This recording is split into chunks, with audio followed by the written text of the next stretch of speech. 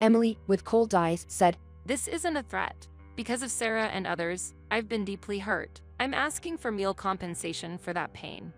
So leave your wallet promptly and just go home. While listening to her words, I felt disappointed realizing that the earlier apology from Emily wasn't genuine. The atmosphere of the place changed completely. Not just Emily, but also James had a sarcastic smile. Everything had gone according to their plan, as evident from his eyes. Fully understanding their intentions, I stared at the noisy two with an inner disappointment. Emily continued, Now, just leave your wallet here and quietly leave. If you're thinking of leaking this to others, don't forget James has a higher position than Mike. Hearing this, I returned a cold smile. Then we should just deal with this without any fuss. Is that okay? You might regret it later. Hearing this, the two looked at each other and burst into laughter. Emily declared confidently, I won't have any regrets. I took a deep breath and slowly placed my wallet on the table. The two watched with amusement, but James added, Don't worry, I'll return the wallet to Mike later. Well, thanks for the treat today. Mike clearly couldn't contain his anger and clenched his fist tightly. I gently grabbed his arm, trying to calm him down. We left the room with the two behind us. Later, we prepared for the actions we had planned. I said, in the end, I think you two will be the ones regretting. My name is Sarah. My daily life consists of living with my energetic son, Sean, and my husband, Mike, as a family of 3. We live in a small house in town, enjoying the 4 seasons. Mike and I started talking after being seated next to each other in a college lecture. We had similar hobbies and musical tastes, which led to a deeper relationship. After graduation, we supported each other in work and life, and after a few years, decided to get married. As a result of our happiness, Sean was born into this world. Mike works in the IT industry as a salesperson. His personality and communication skills are highly trusted within the company. When he was a new graduate, he was apprehensive about entering an unfamiliar industry. However, he overcame that anxiety, continually improving himself. The career path in sales that Mike chose was significantly influenced by my father-in-law. It seems Mike respects him and aspires to be a businessman like him. That always gives me detailed advice. I truly want to be as solid and reliable as he is. My father-in-law is a bit shy when it comes to speaking, but once he opens up, he's an incredibly passionate and kind person. When Sean was born, our family clearly remembers the tremendous support and warmth we received from my in-laws. My mother-in-law once graduated top of her class from a culinary school, and with exceptional skills, she currently charms many customers as the proprietress of a top-notch restaurant in downtown. And the person supporting the restaurant's operations is my father-in-law. A phrase they often say, especially during tough times, is giving your all to what you feel and think is the best. This has always silently pushed us forward. As for me, I've loved design and art since I was a child. While I do regular office work, I spend my weekends drawing or studying design, which is my relaxation. My passion began to bear fruit, with increasing side jobs as a web designer and growing requests from companies. One day, Mike excitedly proposed an idea. Our company is looking for a new designer. I'm always impressed when I see your designs, Sarah. There are other candidates, but if it gets tough, I'll help. Why not try it? True, all of Sarah's designs have a unique warmth to them. Why not take advantage of that sense and try a new challenge? Even you think it's a good idea, father-in-law. Amidst the surprise and initial apprehensions, spurred by the encouragement from my visiting father-in-law and Mike's enthusiasm, I decided to venture into a new realm of design. I meticulously researched various details related to the product and continued to consider the most suitable design while getting advice on its specifics and needs from Mike. After much trial and error, I was able to complete a design I was satisfied with, though it took quite a while. When I submitted the design to the company, it was chosen over many other candidates. Once the product was released, it received high acclaim in the exit, and sales seemed to have significantly increased. When Mike reported these results, we, as a couple, rejoiced in our success. Expressing our gratitude to our in-laws who helped us achieve such success, they also genuinely rejoiced in our success as if it were their own. Mike said to me, Sarah, you're truly amazing. Thanks to your design, we've achieved such success. It's not that big of a deal, but I'm truly grateful for this opportunity. Thank you. After these events, I became even more passionate about web design, which I had been doing as a side job. My income from it gradually increased, and I've since left my office job. Now, Freelancing is at the core of my work. I've received more design requests for new products from Mike's company, and it's been a significant step up in my career. Our son, Sean, started middle school and joined the soccer team. While dedicating himself to practice, he's been enjoying his school life. However, amidst this happy life, there remained one minor concern in my heart. Oh, Sarah, what a surprise to run into you here. How have you been? Emily, I've been doing well.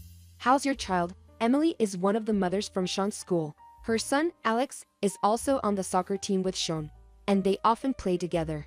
Sean and Alex get along really well at school. This year, they were lucky to be in the same class, so they've been spending more scene together after school and on weekends. When Sean comes home, he often shares fun stories about the scene with Alex. Once, we invited Alex over to our house. Seeing his polite demeanor, I felt reassured about him being Sean's friend. However, dealing with Emily was a bit challenging. The first scene I met Emily was during a school open house. Alex, you're my pride and joy. Mom, I've told you before, right? Don't say things like that in front of everyone. But I'm truly proud of you. As soon as the class ended and break scene started, Emily shouted this in the middle of a group of kids. Other parents looked a bit startled. Alex seemed really embarrassed, his face turning red. I remember him trying to pull her away from the crowd. At that moment, I felt she was a very affectionate mother, but I later realized she had a challenging personality. I mean, Alex was clearly better than the other kids. It looked like the others were just playing around during their presentations, right? The classroom was engulfed in an awkward silence. The teacher and other parents looked surprised. Alex, looking pained, said, Don't make me say it again. Everyone is putting in their best effort. His eyes looked sad, almost teary. I was shocked at her words. I wasn't expecting such a comment. However, shortly after, parents began leaving the room for the next session. Mom, hey. Sean, your presentation was great. Do you have club activities today? Yeah, we have special training today. In that case, I'll make your favorite hamburgers as a reward for your hard work today. Really? Thanks, Mom. As I left the room, I overheard classmates saying, Wow, hamburgers sound great. I felt reassured that Sean had built a good relationship with his friends. The next PTA meeting was free seating, so I decided to sit by the window at the back of the classroom. The sky outside was a bit cloudy, and a gentle breeze was blowing. That's when Emily approached and spoke to me. You're Sean's mom, right? I saw you at a school event before. No, Les, that's me. I was taken aback by the sudden address. The woman speaking wore a bright-colored skirt. Ignoring my surprise, she briskly sat in the chair next to me. I've been wanting to meet you. My name is Emily. She spoke to me with a smile, and even though I was a bit bewildered, I listened to her. However, I didn't recognize her face. I wondered where we might have interacted. Pondering how she identified me as Sean's mother, she continued, seemingly reading my farts. I saw you chatting with Sean earlier. Treating him to hamburgers seems so warm and friendly. Her innocent comment shook me a bit. I hadn't expected such a personal topic from someone I had just met. Enjoying hamburgers is just a small pleasure in our family. Why point that out? She seemed slightly taken aback by my response. I guess everyone has their things. My husband holds a position at a major company, so we often dine out. I'm not really familiar with homemade meals. What does your husband do? I felt a tad exhausted by her incessant attempts to expand the conversation. Even as I listened to her, I resolved to keep a distance in my heart. The meeting started after a while, which was a welcome distraction, but as soon as it ended, How about some coffee at a nearby cafe? I thought of turning her down several shots, but We should get closer as mom friends. After all, Alex and Sean get along so well at school. her words led me to reluctantly accept her invitation.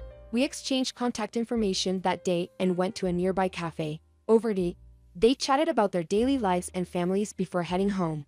She often boasted about her husband's successes and subtly hinted at their affluent lifestyle. After that, I regularly received invitations from Emily for tea. Given that our children got along so well in class and we had common acquaintances, I found myself reluctantly accepting her invites even if I wasn't always keen. However, when I declined her offer, You know, my husband has connections with many people. He's been friends with the coach of the club activities for years. her words had an underlying tone, which made me even more cautious. The biggest shock came when I found out that Emily's husband and my husband worked at the same company. The moment I learned this, I was overwhelmed with disbelief. She had often mentioned her husband's company, but she only described it as a major company. Therefore, it was completely unexpected to learn that our husbands worked at the same place. This revelation came about when Sarah visited my house one day. That day, Alex came over, and as the sun began to set, Emily came to pick him up. Initially, I intended to speak with her just at the front door. However, considering the children's situation and seating, I ended up inviting her to the living room. Can I use your restroom? Following a request, I showed her to the bathroom, but when she returned, she seemed oddly excited. Hey, Sarah. Your husband works at WH Company, right? I almost spit out mighty at her sudden question. Seeing my reaction, she wore a smug expression. How do you know that? Actually, I mistakenly opened another room on my way to the restroom. I saw your husband's business card and recognized the company name. Did you snoop around our house? Don't worry, it wasn't intentional. I was just confused about the restroom's location and accidentally opened that room. I distinctly remembered guiding her to the restroom. Her excuse for entering another room seemed dubious to me. However, I refrained from accusing her on the spot.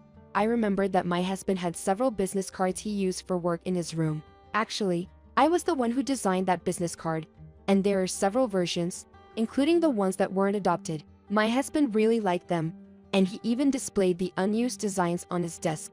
I'm sure she saw some of those business cards. When she noticed my surprised expression, she sharply said, There's something about you two that really irks me. Her smile had completely vanished, and she was narrowing her eyes at me. Did you steal my husband's position and enjoy your life with that? What do you mean?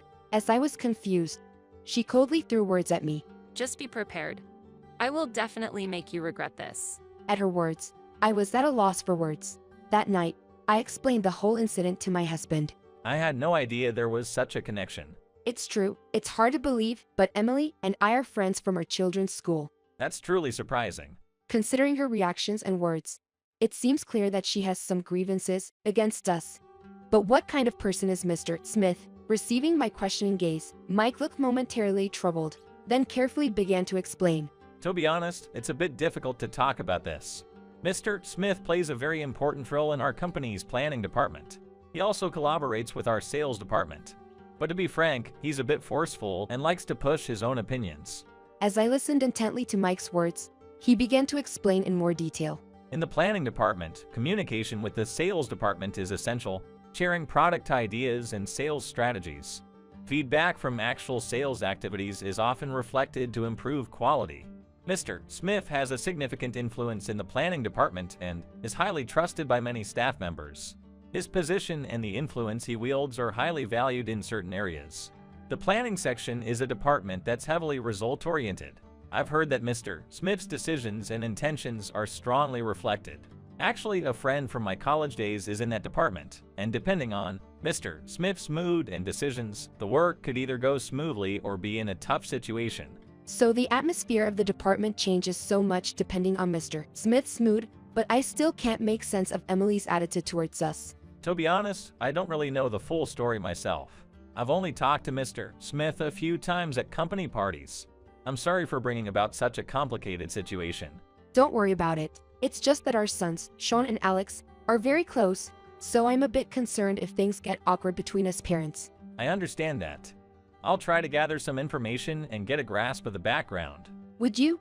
Thank you. A few days later, in the quiet afternoon hours, an unexpected call came in from Emily. As her heartbeat quickened, I picked up the phone. Emily's voice tone, different from her usual one, was soft and apologetic. I sincerely want to apologize for what happened the other day. It seems that the stress from my husband's work was affecting my behavior. Surprised, I decided to patiently listen to Emily's story, sensing the underlying reasons behind her words. She conveyed her earnest desire for a positive relationship in the future, as both of their husbands work at the same company. I've been thinking, how about the four of us go to a nice restaurant for dinner next Sunday? Considering her previous attitude, it was hard to trust her easily. However, thinking of how close their children were, she felt the need to cooperate with Emily in the future. Believing in the sincerity she felt in Emily's voice over the phone, I think that's a great idea. Let's do it. I truly appreciate it. I'll handle the reservations and other details, and I'll inform you about the specifics later. Her voice sounded satisfied, and the call ended slowly. On the appointed day, They headed to the restaurant that had been previously mentioned. It was one of the most luxurious restaurants in the city, especially known for its seafood dishes. However, even after the scheduled scene, there was no sign of Emily or her husband. Feeling anxious, I called Emily. Please go to the reception and give them our names. When we approached the reception and provided their names, along with Emily's, the staff looked clearly puzzled. I'm sorry, but we only have a reservation for 2. What do you mean? Mike and I were at a loss for words. What on earth was happening? I asked the staff to wait for a moment and quickly called Emily from her cell phone. Hey Emily. I told them our names as instructed, but they said the reservation is only for 2. What should we do? From Emily's side, a light laughter could be heard. She said, just wait a moment. A few minutes later, Emily and an unknown man entered the restaurant. Seeing the man, Mike looked a bit surprised.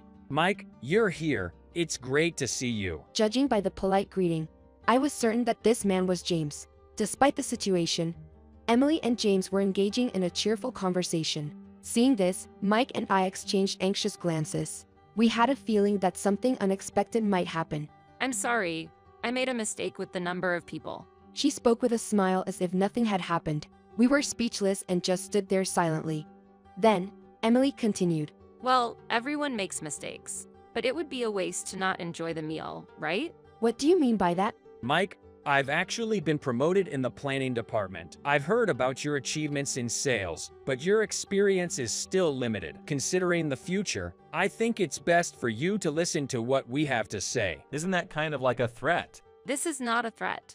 I felt deeply hurt by you and Sarah. I was actually thinking of asking for compensation. But for now, just leave the money for this meal and leave. If you're thinking of telling anyone about this, remember, James is your boss. Be careful not to cause any trouble later on. I took a deep breath and looked into Emily's eyes. I realized that her apology that day was all an act. Her true intentions were now clear.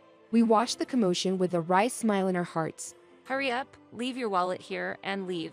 If you're planning on telling anyone about this, remember James is your superior. Be careful. With a calm tone, I smiled at Emily and James and said, if that's what you want, we can do that. But if you regret it later, we'll turn a blind eye. At my calm demeanor and words, Emily and James looked surprised for a moment, but then burst out laughing. Regret? That will never happen. Silently, I placed my wallet on the table. Seeing this, the two of them responded with smug smiles. Thank you, Mike. I'll return this wallet later. Excuse me for now. Mike was shaking with anger, but I took his hand and whispered gently, it's okay. Let's move on to the next step. We didn't follow them but left the place quietly. And then, we started our next plan. The ones who will definitely regret it will be them. We can't just let people who act like this go without doing anything. After a while, my phone rang. I checked the number and took a deep breath before answering. Oh, Sarah. It looks like things are almost settled on this end. Receiving this information, I turned to Mike and handed him the phone. After a brief conversation, he ended the call and took a deep breath. All right, let's get ready to head out. We need to check on how things are progressing. His expression seemed complicated, a mix of deep thought and tension. We headed to the meeting place with the mother-in-law, a store. Upon arriving, we asked the clerk to call her out. A few minutes later, the store owner, our mother-in-law, rushed over to us. Anna, thank you so much for your cooperation. I sincerely apologize for any inconvenience caused. It's all right, Sarah. Those who use dishonest methods should be taught a lesson. The mother-in-law's expression was very similar to Mike's earlier, and I felt a heavy atmosphere. Peeking slightly into the room we were guided to, there was a tense atmosphere inside. In the center of the room were Emily and James, both looking pale. Around them were several executives from Mike's company, and the father-in-law was also present. It wouldn't take long to clarify the background of this situation. In fact, the restaurant directed by Emily was the place the mother-in-law managed. The moment we heard the restaurant's name from Emily, we realized it was the one managed by the mother-in-law. Thinking about such a coincidence, Mike tried to contact her immediately. As a result, it was found that Emily had only made a reservation for 2. We realized that seats for 4 people weren't reserved, but we decided to go to the restaurant without revealing this information. Understanding Emily's intentions, we immediately informed the mother-in-law. The mother-in-law, who never tolerated wrongdoing, reported it to the father-in-law right away. And that's what's led to the current complex situation. A man of influence in James's career, his boss, spoke up. James, can you explain the background of all this chaos to me? In the tension, James was searching for words, pondering his response. Well, the situation is a bit complicated. Just state the facts honestly. No need for unnecessary sugarcoating. We need to know what happened. Actually. The confused and stuck state of James was evident. A look of confusion and impatience was visible on his face. Well, given the circumstances, such a reaction would be natural. That man is a high-ranking official in the planning department. He's very influential. And the person sitting next to the CEO is from the sales division upper management. He too holds a very high position within the company. So, did your father bring those people? Probably. My dad, when he was the CEO, was very strict and fair in his management. Even now, he maintains his experience and respect as a manager. When he learns of incidents involving his close friends or family, especially troubles in the store run by his wife, it's only natural for him to respond promptly. I knew that Mike's father had been the previous CEO of the company, but it was a moment that made me realize the extent of his influence. Although the father-in-law is currently enjoying a peaceful retirement, his achievements and leadership in the company are still deeply respected by many employees. Upon learning about this matter from the mother-in-law, he must have immediately contacted trusted associates and subordinates within the company to explain the detailed circumstances. A current CEO, upon discovering that an employee is trying to gain profits by illegal means from another employee, would have no choice but to act immediately. James and Emily seemed to have been taken aback by the sudden appearance of the management team in the store and did not seem to fully understand what was happening. Actually, Mike mentioned that he would give me something. I misunderstood that he was giving something as a token of appreciation, so I accepted the invitation.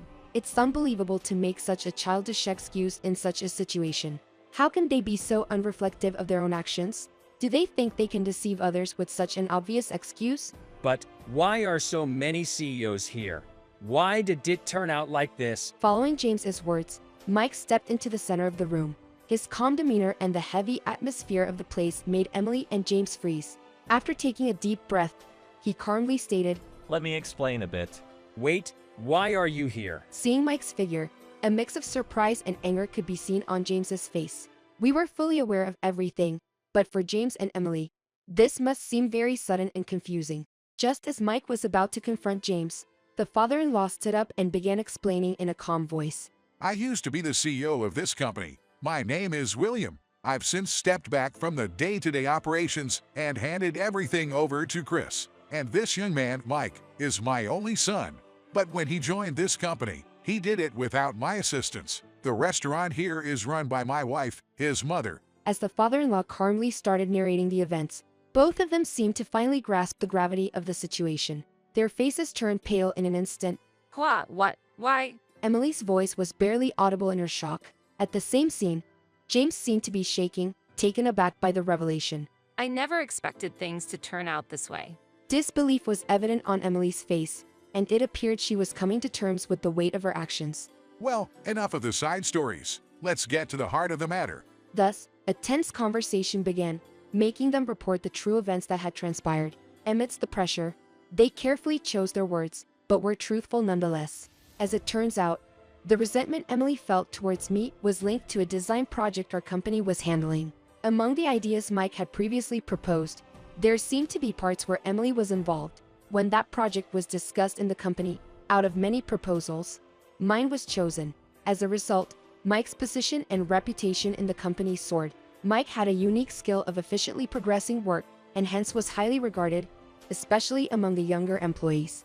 Honestly, I couldn't stand Mike's attitude. With my wife's support, Mike's achievements and reputation kept soaring. And what was even more irritating was the way he flaunted those achievements as if they were solely a result of his own efforts. In reality, I've seen Mike work diligently every day.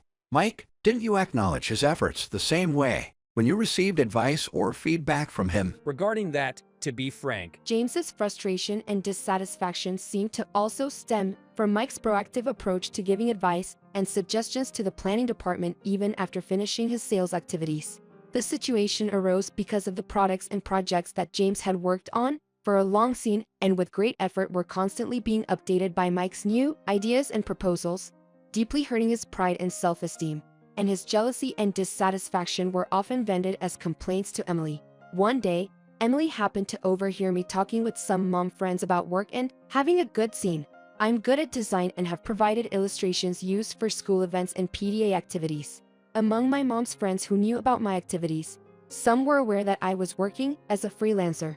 Upon learning that I was deeply involved in the company's design projects, Emily began to harbor resentment towards me and started complaining about me for some reason. When we learned of this, we were both surprised by the pettiness of her reasons and deeply disappointed by her childish behavior. Later, another shocking fact came to light. I never thought I'd have to discuss something like this. Please, I sincerely apologize for this matter. I'll do my best from now on. Watching James desperately apologize, his boss calmly questioned him. I've heard disturbing information from a staff member in the planning department. I'm questioning whether the budget for planning is really being used solely for product development. James was completely taken aback by this, and Emily couldn't hide her astonishment. Shockingly, information emerged that James had been covertly misusing the planning budget. We were equally stunned by this revelation. Furthermore, it became clear that Emily was also involved in this misconduct. How did our secret get out? We promised it wouldn't be leaked to anyone. I don't know how this happened. Emily and James began to argue right then and there. Regret was clearly evident on James's face as he had no choice but to admit the truth. But it was too late. With a deep sigh, Boss bowed his head and sincerely apologized to Mr. Turner. I'm truly sorry. I take responsibility as a supervisor for allowing such a situation to occur in the company entrusted to me by Mr. Pata. My deepest apologies. No, the ones to blame are not Chris or other department heads. The core issue is the misconduct committed by that couple. I will ensure that this matter is handled appropriately. But the one who caused the most trouble is this person. It's her fault. James, of all people, tried to pin the blame on Emily. How can you say that? It was you who first proposed the embezzlement plan, wasn't it? Please calm down. There are other customers here. Stop raising your voices. Don't interfere. If you hadn't butted in, none of this chaos would have happened. You really need to reevaluate your parenting skills. His actions are problematic, but his wife is just as much of an issue. Amidst the continuing commotion between the two, Mike decided to report to the police. Given the confirmed serious crime of embezzlement, this action was absolutely necessary. The store was temporarily thrown into chaos, but thanks to the composed and orderly response from Mike's mother-in-law, the situation in the store gradually stabilized. According to information from Mike, James was later fired from his company and faced claims for damages. Perhaps due to a significant mistake in product development, the company took severe measures. As for their child, Alex, he was temporarily placed under the care of Emily's parents. Following the incident, Emily's parents visited our home and deeply apologized for the circumstances and the subsequent measures. From what the parents shared, both Emily and James are currently living a life where they avoid contact with others. In a sense of atonement, they are maintaining a certain distance from the outside world. Emily's parents genuinely took responsible measures following the incident, and they appeared distraught, wondering how their daughter and son-in-law got involved in such an event. I was concerned about Sean's school life, but fortunately, the company made sure to keep information about the incident confidential. Therefore, I was relieved to hear that Sean was leading a normal school life without any issues. We really put Alex through such a difficult experience, didn't we? I spoke with Sean recently, and it seems that Alex's relationships at school are going well. He's always been a friendly child, so he's supported by everyone. However, he does seem to harbor feelings of resentment and anger towards his parents' actions. Hearing that, it's a bit relieving to know that Alex seems to be growing up straight. Since then, we've had no chance to see Emily and her family in town. On the other hand, Sean continues to be close friends with Alex. He often visits our home to play, and we can see him having fun playing with Alex in the yard. Every time I see the two of them playing with bright laughter, I sincerely hope they won't go through complex paths like us and always keep that brightness. It's true that a series of coincidences ended up benefiting our family. However, I feel that such coincidences are created by daily behaviors and relationships with others. I want to value my interactions with the people around me and deepen those connections in the future.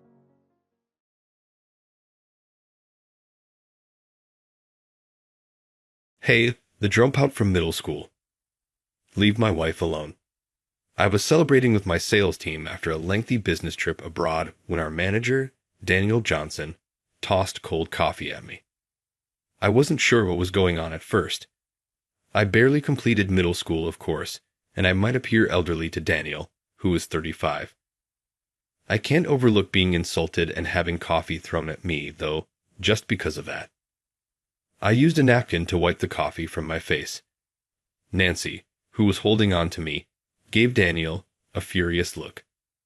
"Why are you treating my husband this way? What does that mean to you?" "I'm not sure what you mean by wife." "Sufficient already. James Taylor is my spouse." Nancy had been the target of Daniel's persistent harassment. "James Taylor is my name. I work in the sales division at the main office of Miller Trading, and I am 50 years old. People are usually jealous when I tell them that I work at Miller Trading. Working for a company like Miller Trading that has international operations seems to ensure a solid future in these uncertain times. To be honest, I consider myself really fortunate to be employed at Miller Trading. But getting a job at a big corporation like ours wasn't simple. One of the fundamental requirements for work is a college degree. However, I lacked such a formal education. Actually, in middle school, I dropped out of school. It wasn't because I was bullied or because I detested learning. There were quite tight rules at my middle school, the kind that would cause problems for parents nowadays. After having a smooth elementary school experience, I began to get terrible headaches and morning exhaustion, which prevented me from going to class. I was taken to several hospitals by my anxious parents, but no cause was identified. I might probably say that at the time, I was simply psychologically weak. In the end, I was unable to attend high school and barely attended middle school. I believed my life was over during those hopeless days. However, Uncle Tom Taylor made contact. He recommended that I attempt working as an apprentice at Miller Trading, where he was employed. I took his offer since I was desperate for a change and began working as an apprentice at Miller Trading's main office. I made copies, delivered messages to other departments, cleaned the office and restrooms, and served tea. When my supervisor acknowledged my computer expertise, it was a significant turning point. I had mastered everything from complicated spreadsheets to simple programming languages during my time out of school. People in the company started to depend on me over time. I got to where I am now by becoming a full-time employee after 10 years of consistent labor. Uncle Tom Taylor has my sincere gratitude. I have gained the trust of people in senior jobs by supporting them behind the scenes, despite the fact that I never held any positions or climbed the corporate ladder. During my solitary, eventful days of sadness, I could never have envisaged the honor of working in the main office's sales department at the age of 50. In addition, I had a space where I felt comfortable away from work. I was playing online games, a pastime of mine since school, and conversing with other members of the same clan. It turned into a great joy. We don't know each other's residences, everyone uses screen identities, and nobody reveals their age. For people who are exhausted by relationships in real life, this anonymity offers a haven. King is my screen name. Tiger, who recently joined our group, began boasting about his wife. We are extremely jealous of people like us who are socially awkward and have no relationship with women. You would assume that a 50-year-old man who is addicted to online gaming is not only unlucky with ladies, but also a little unsettling. At work, I keep my intense interest in online gaming a secret. In my eventful life, it was as if an angel descended before me, a stunning presence named Nancy Miller. A 28-year-old employee, Nancy is the CEO's niece and joined our company after graduating from a prestigious university. She works seriously and earns the admiration of her colleagues. It's apparent she will step up to a significant position and build a successful career. She's not only beautiful, intelligent, and considerate, but also part of a family that runs a major corporation. Given our age difference, I had given up from the start on any chance with her. Other single male employees were trying various ways to win her favor. It seems Nancy found this attention annoying. Perhaps seeing me as safe since I didn't make any advances, she started seeking my advice. Though I've had some sort of romantic experiences, none have been successful, making me doubt if I was suitable to counsel Nancy. So, at night, I consulted my online friends on how to respond to her. Of course, I kept Nancy's identity secret to avoid any issues. Everyone gave serious advice, allowing me to provide Nancy with precise guidance. When I saw her the next day, as time went on, my feelings for Nancy grew stronger.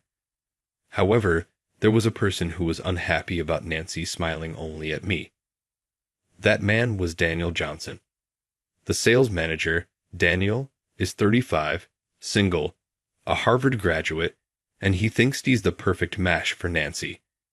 He constantly finds excuses to be with her and approaches her with blatant comments.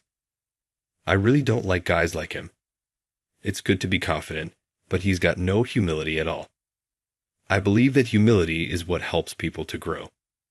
That's tough. Daniel is definitely a confident guy. If you don't like something, you should say it clearly. It's dangerous to turn him down when you're alone, so I'll always be there with you. Thank you, James. I'm scared of being left alone with him too often. Can I call you when that happens? I responded, of course, and we exchanged messaging apps. Even if she couldn't call out loud, she could now reach out to me. As we started communicating regularly, Nancy frequently sent me messages, responding sincerely each time. I became more and more attracted to her personality. I struggled to suppress the strong feelings I hadn't felt in a long time, but eventually, Nancy also began to show her special feelings for me. Then, an opportunity for a long-term business trip abroad came up for me. The destination was Mexico, and I would be away from the U.S. for 3 months. Being given such an important task would normally be motivating, but something was bothering me. It was such a big job for someone like me with no degree and no position. Apparently, Daniel had orchestrated this assignment to separate me from Nancy. Nancy confided in me about her worries on how to deal with Daniel while I was away. James, I'm scared. I'm afraid Daniel will try something while you're gone. Even when I tell my uncle, he just says I'm being too sensitive. Daniel has always been favored by him, so it's useless. It's a problem if the CEO won't listen. I can't leave for the trip and leave you like this. We need to find a solution. After many discussions, we found a way to calm Nancy's concerns before I left for my trip to Mexico. Since Mexico is in the same time zone, I could still keep in touch with my friends back in the US as usual. Of course, I brought my game controller with me. In my hotel, I connected my computer to the internet and joined our chat. Whether I was in the US or Mexico, our conversations remained the same. I shared why I was in Mexico and asked if they knew any famous places or must-visit spots. I'm here in Mexico for work. Do you have any recommendations for good places to visit? I've never been abroad. The furthest I go is the local convenience store. That's an issue. While I'm not a complete shut-in, I'm not keen on traveling much either. During this time, only Tiger provided various information about Mexico. He had visited several times during his college years and shared tips about the best places to eat. I quickly noted down the restaurant names on my phone, planning to visit them the next day. Then, an unexpected question threw me off. Hey, do you work at Miller Trading by any chance? No way. If I worked at such a big company, I'd be living a much better life. I was internally panicking, but managed to deflect the question. Given the recent global events, Miller Trading's Mexico branch had frequently appeared in the news, so it might not have been a significant question. Still, I broke into a cold sweat, thinking I might have been exposed. Meanwhile, back in the US, Nancy decided not to go to the office while I was away. This caused a stir in the sales department, but any potential problems would have been worse. Daniel was troubled by Nancy's absence and repeatedly tried to contact her. Nancy told me she couldn't block his calls and was feeling anxious.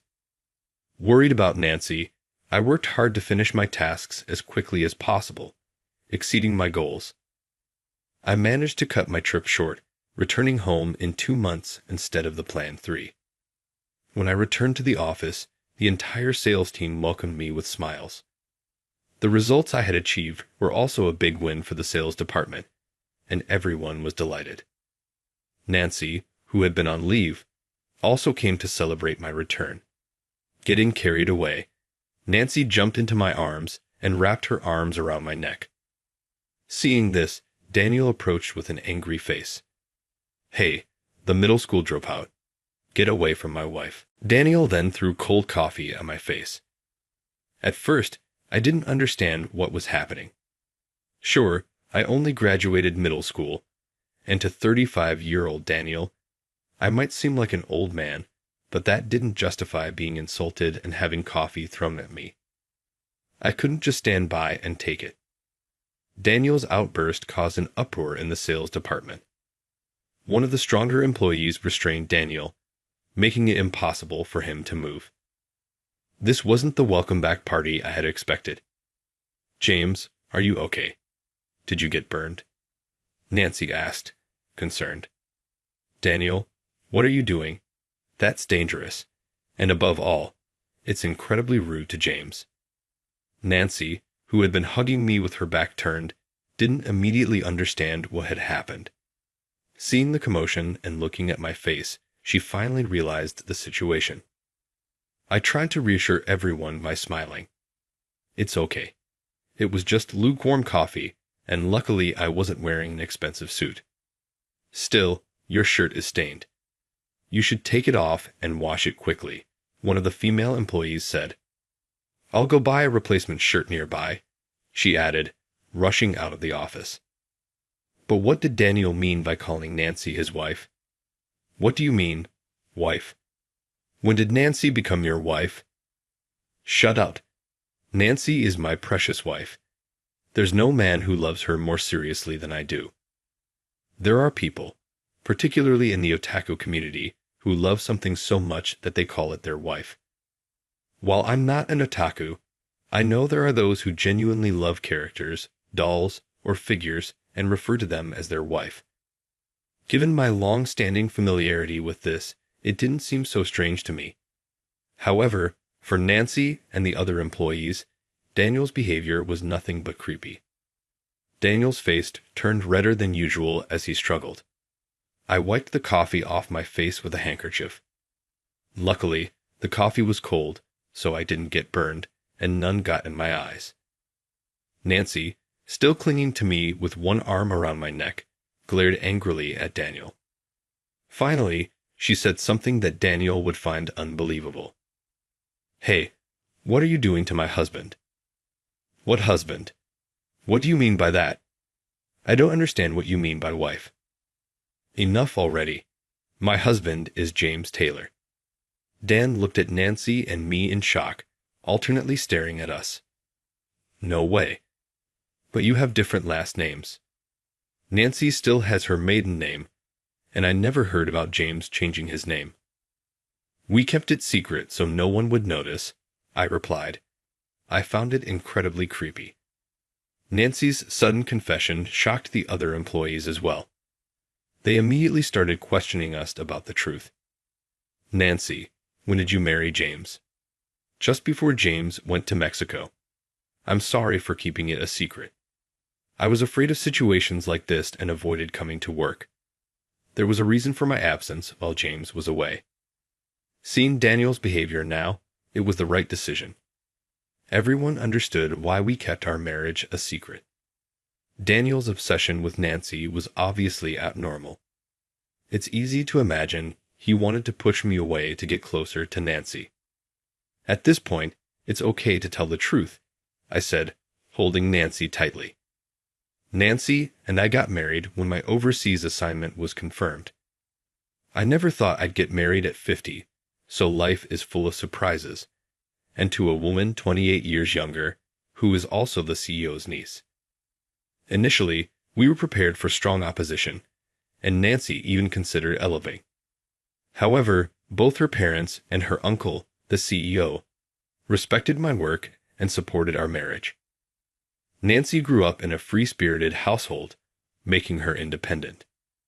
She consulted her family when applying to schools and joining the company, but she made the final decisions herself. I didn't join the company to have an easy time under my uncle. I joined because our company values diversity. James, aren't you glad you joined our company too? Sure, I didn't graduate from high school, but I never felt inferior about my education. Our company values our achievements and efforts more than our past. I'm really glad I joined this company. That's right. And besides, if you had joined another company, we might never have met. Nancy was absolutely right. There were many reasons to be glad I joined Miller Trading, but the biggest was meeting Nancy. With our family's understanding, we planned to marry as soon as possible. If Nancy stayed single, Daniel's behavior could get worse.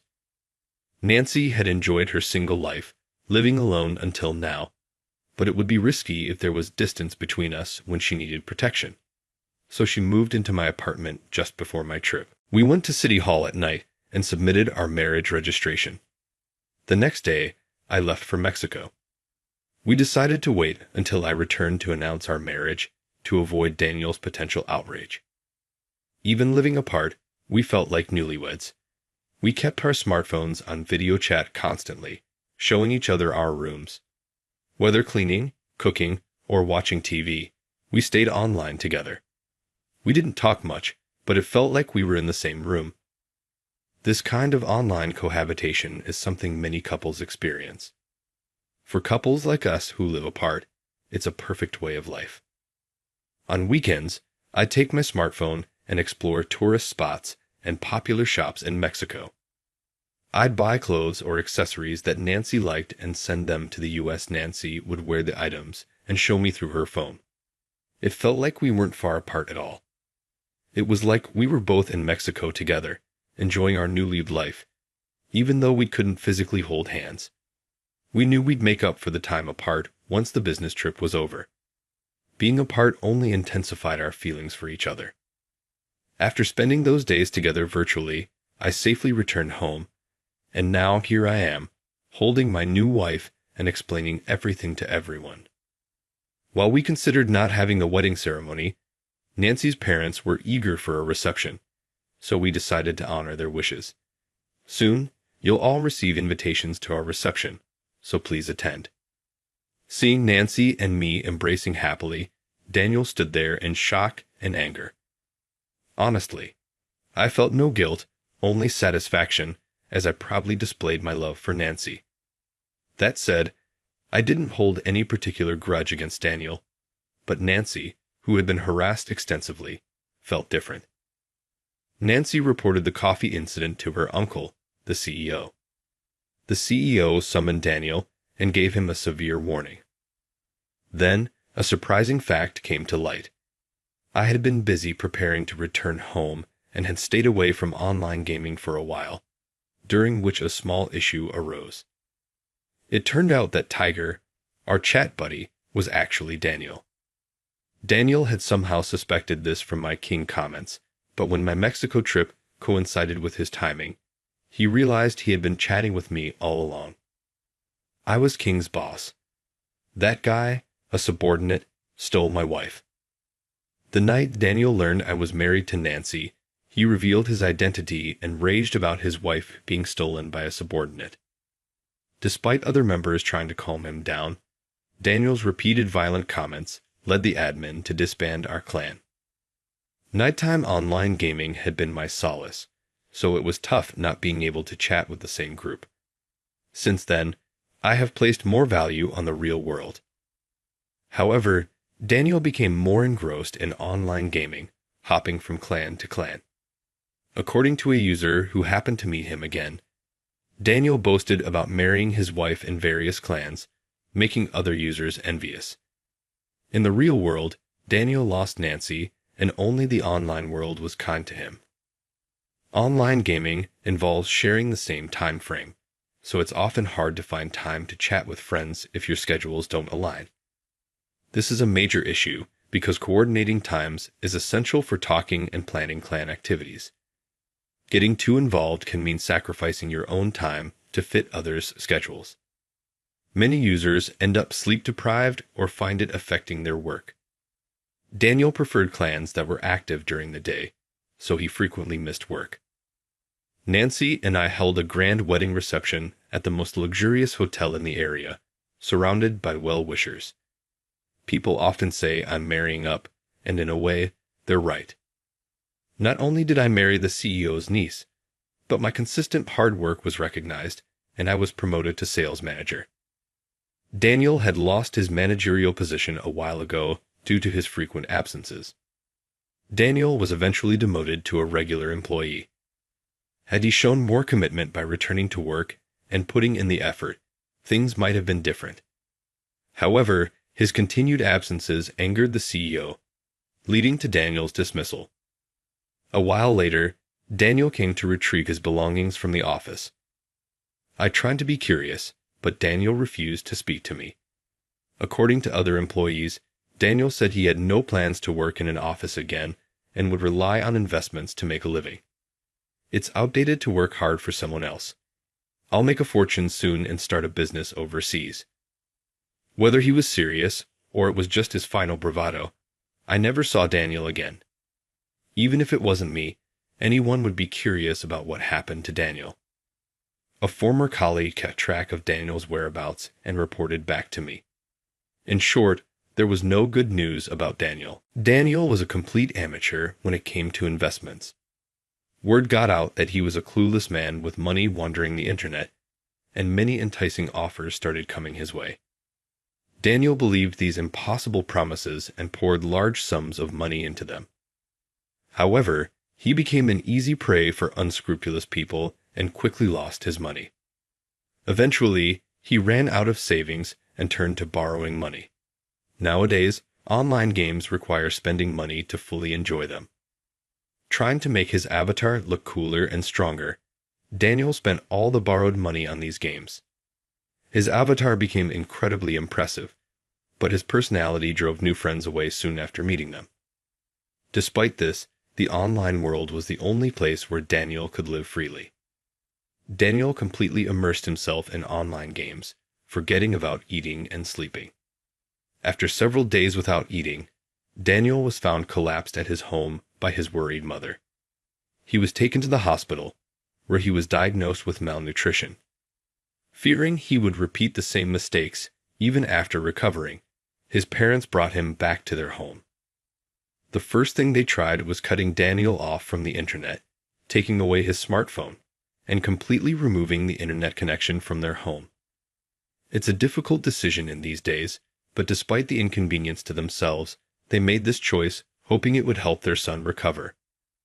Daniel, unable to play his beloved online games, now spends his days in isolation. We can only hope he will eventually recover and lead a normal life. A year has passed since then. Nancy and I welcomed our first son into the world. I never imagined I'd become a father at 51. We named our son Yuma after consulting with Nancy's parents. We chose the name with the hope that he will grow up to be a kind and brave man. I am filled with gratitude for Nancy. What I can do is to protect and support my family.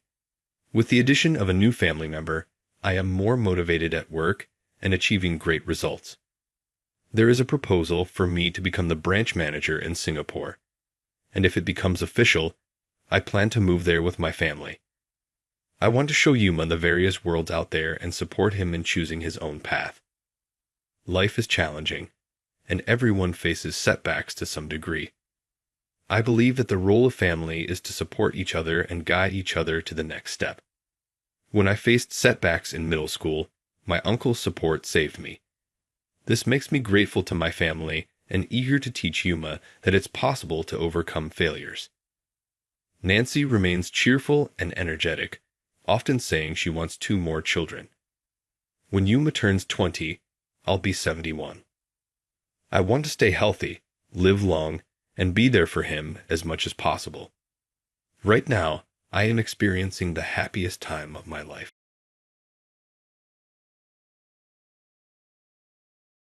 How did it go again? I was hesitant to answer Emily's inquiry. She said something. Your grandmother will surely get better if you keep smiling. My eyes got big. I believe I may have stated something along those lines. Emily gave a small smile before beginning to go through her purse. Didn't you give this to that kid? I was really taken aback by what Emily was holding. Kevin is my name. As of right now, I am 30 years old and working as a nurse in a small clinic in a small rural town. The nurse is in her 50s and the doctor is in his 60s. After years of working together, they asked to have a nurse called in to assist them when their physical condition deteriorated. This is how I got here. When I arrived, they were both so delighted that they departed right away for a house call. Since everyone in this town is aware of the doctor's house call hours, they reasoned that even in the event of an emergency, they wouldn't worry if a young person like myself was present to keep an eye on things. To be honest, I felt a little overpowered. Being left in charge was nerve-wracking since, despite the instructions I had received in the morning, I still didn't know where anything was. I made the decision to begin becoming acquainted with the space by looking over every shelf and making notes. They informed me that unless there is an emergency, nobody generally shows up during the doctor's house call hours. But then they said, "Pardon me, I need your help. There is an urgent situation." Don't emergencies often occur when you least expect them to? A young mother was clutching a small boy who was gasping for air when I made my way to the entryway. Oh, I apologize. At the moment, Dr. Watson is on a house call. The woman said, "I know that, but look at him," before I could say anything more. "He's hurting so much. Do something, please. Since you're wearing a uniform, you must also work in the medical sector, correct?" Her shrill, frantic remarks flustered me a little. "Ah, okay. Please come this way." In the examining room, I guided the youngster to a chair. He had a serious injury to his knee, as I could see by looking at him. On his way home from school, he fell. Please assist him right away. I became even more nervous when I heard the desperation in her voice. I had just looked to see where the bandages were, but I couldn't remember where they were. "What are you doing? Be quick." Her eyes were about to well up. Watching the youngster groan in agony must have been too much for her. My worry increased as her voice grew more urgent. "I'm sorry. Could you please wait in the waiting room for a moment?" The woman seems perplexed. "It's just that your anxiety might rub off on him." I said, "I'm sorry," and after comforting the boy, she grudgingly left. "Everything will work out. It may hurt a little, but have courage, will you?" I was able to gather myself after she went and used water to clean the boy's injuries. I thoroughly examined the cut for any sand or dirt. Despite his pained grimace, the kid remained resilient. Well done. All right, I'll take out the small stones now. As I carefully used tweezers to remove the stones and sand without causing further pain, I told him everything. Dr. Watson came back as I was working on this. From the waiting area, I could hear him talking to the woman. She seemed to have relaxed somewhat. I completed treating the wounds, gave the youngster to Dr. Watson, and then went to the waiting area to give the mom an update. I've cleaned his wound of the sand and stones. The remainder will be handled by Dr. Watson. The woman bent her head as I stated that. I apologize. I became agitated. I appreciate your assistance. Please look after him. She spoke in a courteous manner, but it was obvious that she didn't trust me. On my first day, she most likely believed I was an inept nurse. I noticed that I was a little depressed. I learned more about the woman from one of the nurses, Natalie. Emily was her name. It seems that she had only begun teaching in the neighborhood elementary school a year prior. She is intelligent, vivacious, and gives it her all. Even though she is only 24, she is already a well-liked teacher. But sometimes she offers too much. Because of the way she pressured me on my first day, my initial impression of her wasn't great. I found myself hoping that she and those around her would stay healthy. I didn't want to see her too often at the clinic because of illness or injury. I guess that's how uneasy I felt around her at first. But then a month passed. I encountered her many times. Sometimes she would knock on the door before the clinic even opened, carrying an elderly person who had fallen ill on the street. Other times, while I was heading home after work, she'd be crawling on the ground, looking for something someone had dropped. Stop. She seems to be the type who just can't leave people in trouble. Just like Natalie said, she was always giving it her all. Because of that, she sometimes got a bit too intense. When she brought in the elderly person, she begged. They said he's anemic. Please hurry, do something. And when she was looking for the lost item, she dragged me in by saying, "Oh, Kev, perfect timing. Help me look for it." That day, I had planned to go home early and watch a TV show I was looking forward to. But I couldn't turn her down and ended up helping. I'm also not the type to leave people in need. I still vividly remember the sense of relief when we found the lost item and the sight of Emily's radiant smile, as if she was celebrating her own success. That smile has stayed in my mind ever since. Though my first impression of her wasn't the best, I couldn't stop thinking about that smile. I tried not to dwell on it too much. Then one day, during these routine encounters, Dr. Watson asked me to deliver some medicine to a patient, so I was walking through the town. It wasn't far, but driving there would have required navigating some narrow roads, so I decided to go on foot. It was a sunny break during the rainy season, and the air was a bit humid. As I walked, I started feeling a bit flushed. Just then, I heard a loud shout, which startled me. Looking toward the sound, I saw the local elementary school ahead. The elementary school, huh? I wonder if Emily's there. With that thought in mind, I glanced over at the school grounds, where I saw the children lining up. As I kept walking, I realized it was some sort of group activity class.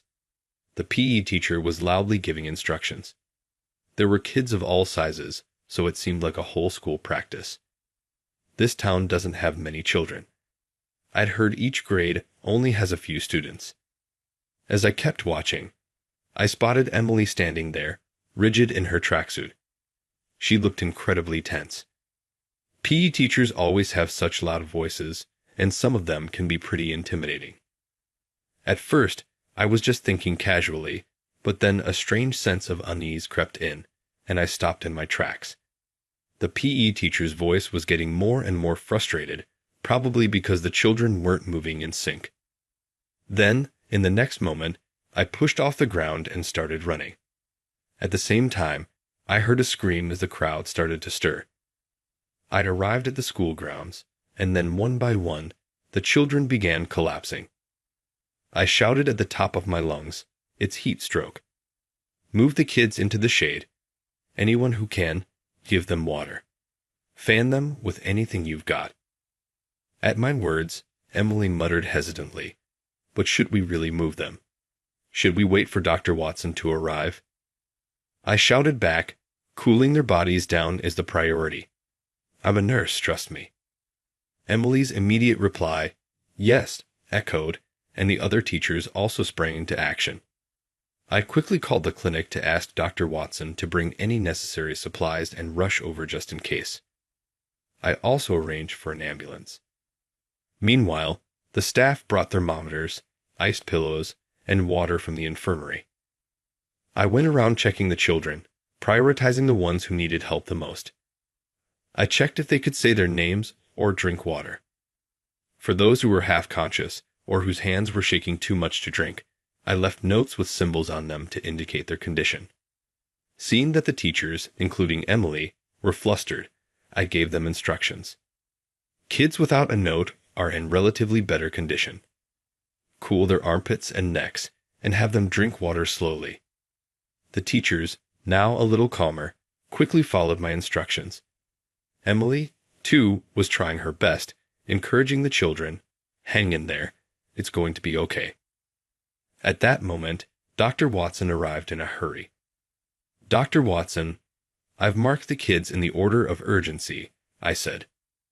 Just from that, Dr. Watson understood what I meant. He rushed to the side of a child with trembling hands and began giving precise instructions. After assessing the situation, he directed that the child be moved indoors for IV treatment. Dr. Watson took care of the children with the highest priority. Feeling a bit more at ease, I began checking on the kids who could drink water. As I slowly gave them the oral rehydration solution that Natalie had brought, their symptoms gradually started to improve. Thankfully, none of the kids needed to be taken by ambulance. The paramedics explained that my quick response had made all the difference. The PE teacher, however, seemed confused by the unexpected situation. "It's only June, and all the adults were fine," he muttered in disbelief, which left me a bit frustrated. In this season, the body isn't yet accustomed to the heat. More people rely on air conditioning, which weakens the body's ability to sweat. And today, because of yesterday's rain, the humidity was high, making it harder for the body to cool down. Kids, being shorter, are more affected by heat radiating from the ground. Outdoor activities without proper breaks are out of the question. My slightly firm tone made the PE teacher clear his throat awkwardly. All the other teachers were listening to me as well. Dr. Watson nodded in agreement, which seemed to add weight to my explanation. As we left the scene, I hoped they would be more careful in the future and avoid pushing the children too hard. After my shift finally ended, I began my tired walk home. Then, I heard a voice from behind. "Ah."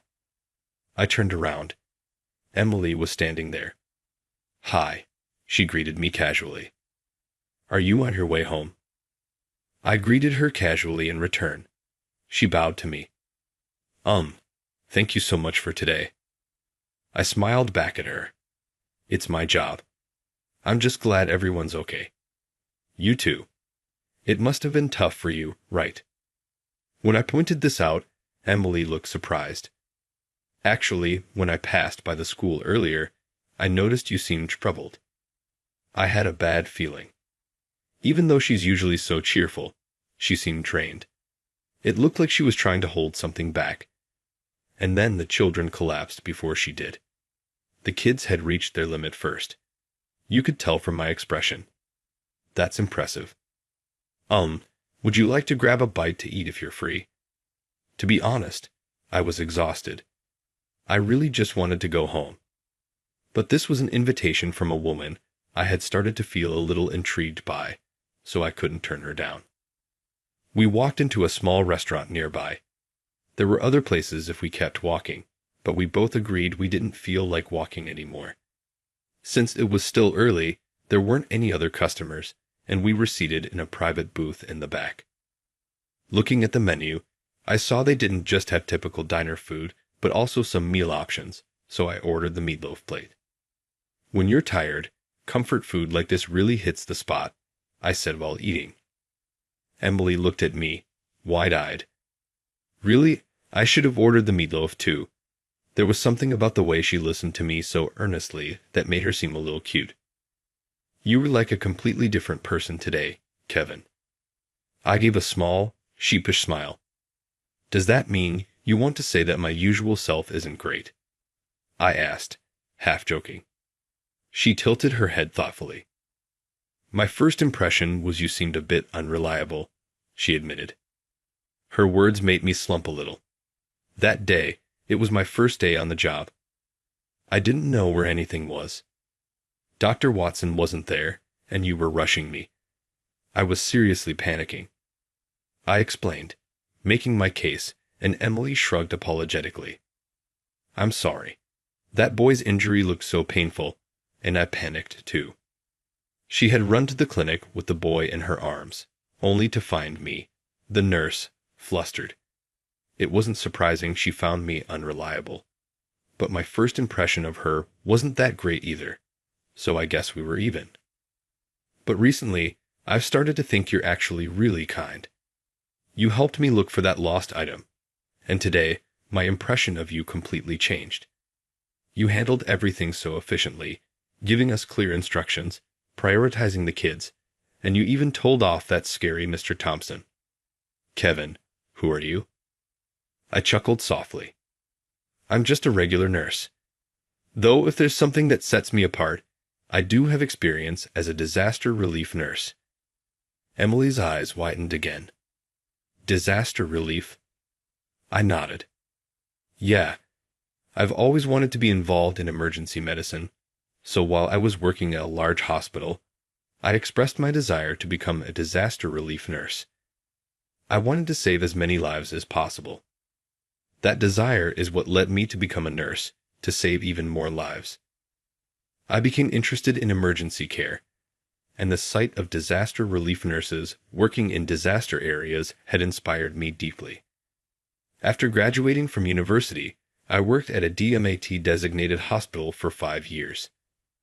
I worked relentlessly, and the hospital recognized my efforts and selected me. I underwent the necessary training and exams and was eventually deployed to a disaster area as a relief nurse. It was the field I had admired for so long, but it was incredibly tough. Every second counted, and my decisions could mean the difference between life and death. The tension and sense of responsibility were overwhelming. There was no time to comfort the anxious survivors. I was constantly forced to make difficult choices, but back then, I wanted to protect everyone, and I got scolded a lot for it.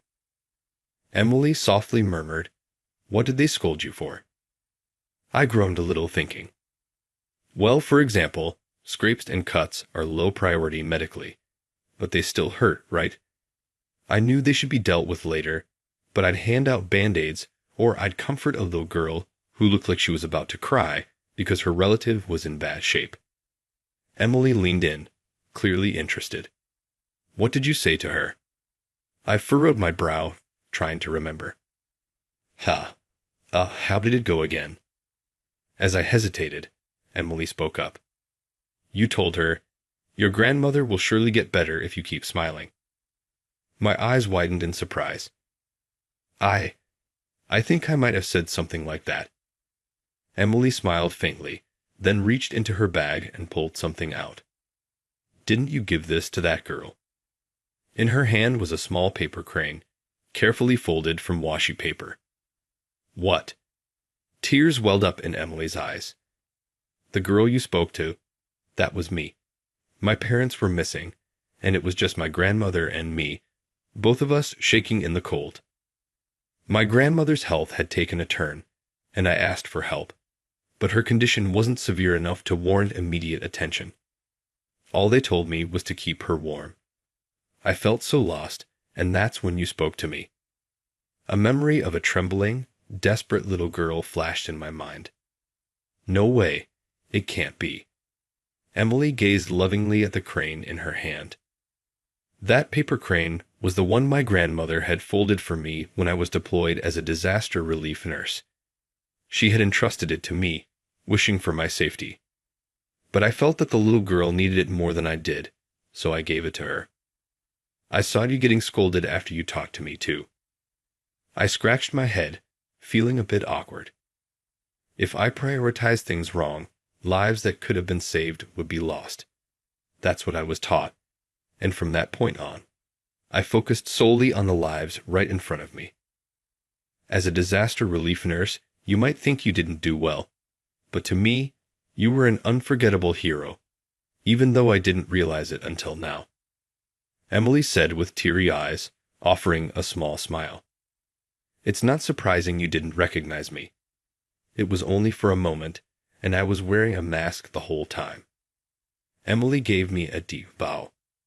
You were the one who comforted me in such a dark time, and I treated you so poorly at the clinic. I'm so sorry. I couldn't help but laugh. I think you're apologizing for the wrong thing. I made a light-hearted joke. Emily laughed too. Because back then, you really did seem unreliable. I'm really sorry. As Emily apologized like a child making excuses, I found her utterly adorable. From that moment on, we quickly grew closer. The day we talked at the restaurant, we exchanged personal contact information. Every time I pass by the elementary school, I feel a little flutter of excitement. I find myself looking around, wondering if she might be there, even though I knew she was too focused on her work to text during the day. I couldn't help but check my phone constantly. I had completely fallen for her. Wanting to see her, I worked up the courage to ask her out for a meal. I nervously waited for her reply, and when it came, It was a yes. I thought it might be the perfect opportunity to confess my feelings, but then, it's been so hot lately, hasn't it? Oh hey, how about we go to the river sometime, maybe next week? She suggested, and my excitement deflated immediately. I can't swim. I didn't want to admit something so uncool, but it was the truth. Really? That's surprising. I scratched my head again, feeling a bit embarrassed. Yeah, so maybe we could do something else. Before I could finish, Emily leaned in eagerly. I'll teach you. I was stunned. Oh, what? I'd never expected her to respond like that. Completely unaware of my awkwardness, Emily's eyes sparkled with enthusiasm. I'm a really good teacher. I took swimming lessons for years. There's this great spot upstream from here where you can swim. The water's super cold and refreshing. It's settled then, and just like that, the plan was made without much of my input. I honestly can't remember much of the conversation after that. All I could think about was the dread of showing her my embarrassing inability to swim, and any thoughts of confessing my feelings were completely overshadowed by that. Still, I couldn't deny there was a part of me that was looking forward to it. I bet she'll look adorable in a swimsuit. Sitting alone in my apartment, I muttered to myself, even though there was no one around. My face turned bright red. And then the next week arrived. Okay, let's start swimming. Seeing her, I couldn't help but feel a little, just a tiny bit, disappointed. Her swimsuit was a black full-coverage training suit that went from her neck to her knees. She was fully committed to teaching me how to swim. Without warning, she took what I had been holding, the inflatable ring I had been clutching, and promptly tossed it far into the distance. You'll be fine. Humans float, you know. I wanted to complain, I can't swim because I don't float, but I kept quiet and followed her lead. Taking a deep breath, I cautiously dipped my feet into the river. Wow, it's cold. Right? Feels great, doesn't it? Lately, the heat had been unbearable. Even now, the sun was shining down brightly on us, but as soon as my feet touched the water, I felt the refreshing chill. That area is deeper, so let's start in the shallow part to get used to the water. Reluctantly, I waded deeper into the river. Though it had been scorching hot just moments ago, the water was so cold that it sent shivers through me. Wow, that's chilly. I shuddered. Yeah, maybe it's still a bit early for swimming. And look, there's no one else here. Emily voiced what I had been trying not to think about. We were completely alone. Last summer, this place was packed with local kids.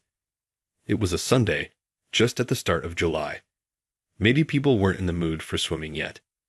Since no one's here, we can practice as much as we want. Okay, let's start with kicking. Grab my hands. It seemed we were really going to practice swimming. Not considering how holding her hands would make my heart race, Emily smiled at me, completely oblivious. Just as I resigned myself to learning how to swim, I heard a faint cry. I turned around instinctively.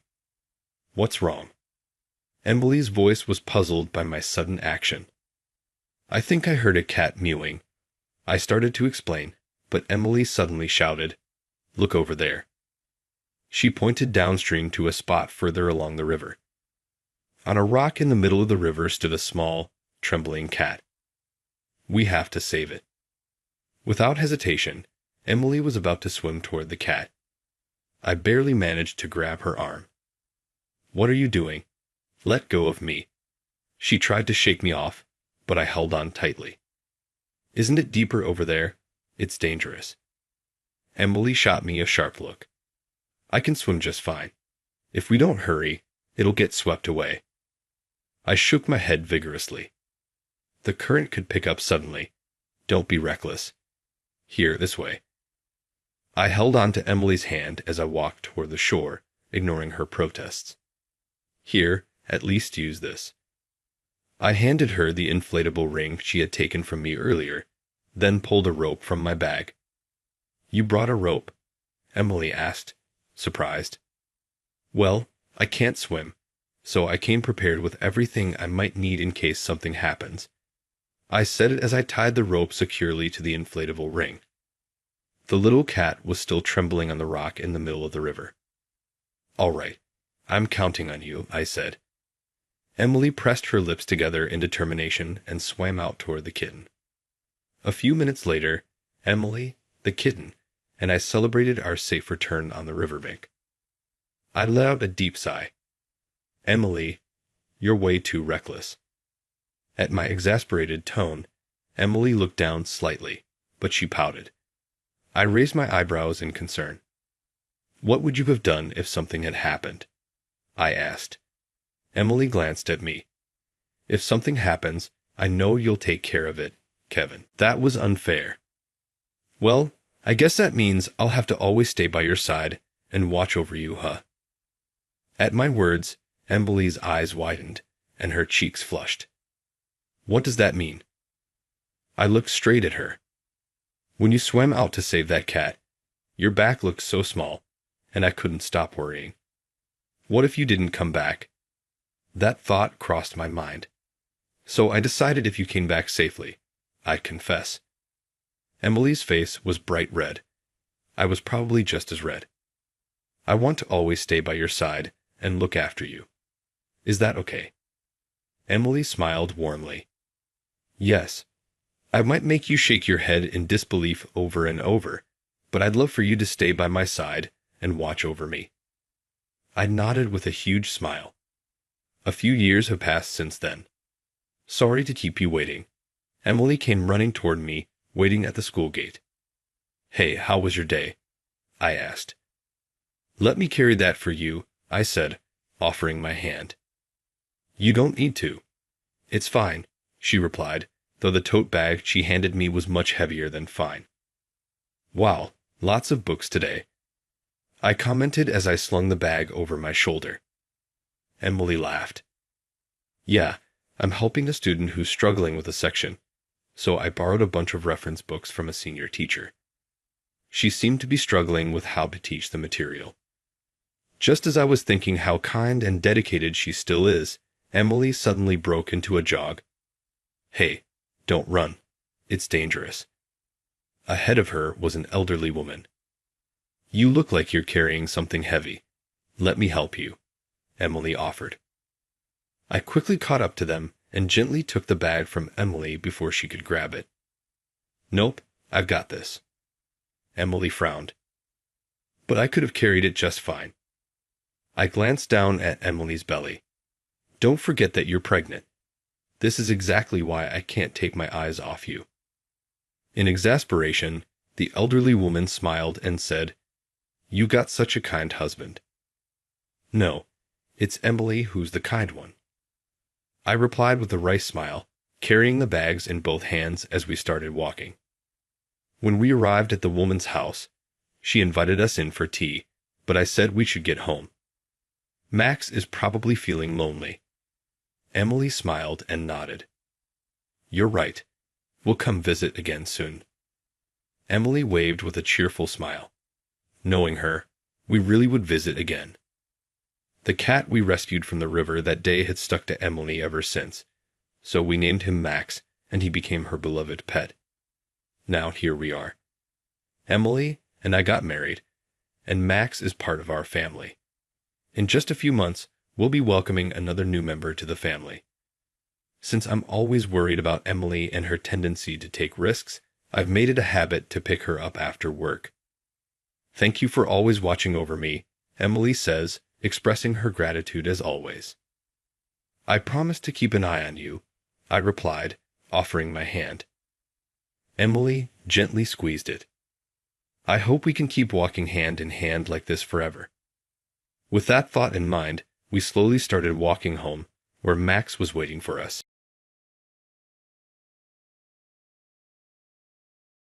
Sanitizing dirty old hags is necessary. This isn't where you belong. Return home. My mother was left to raise me alone after my father died when I was a small child.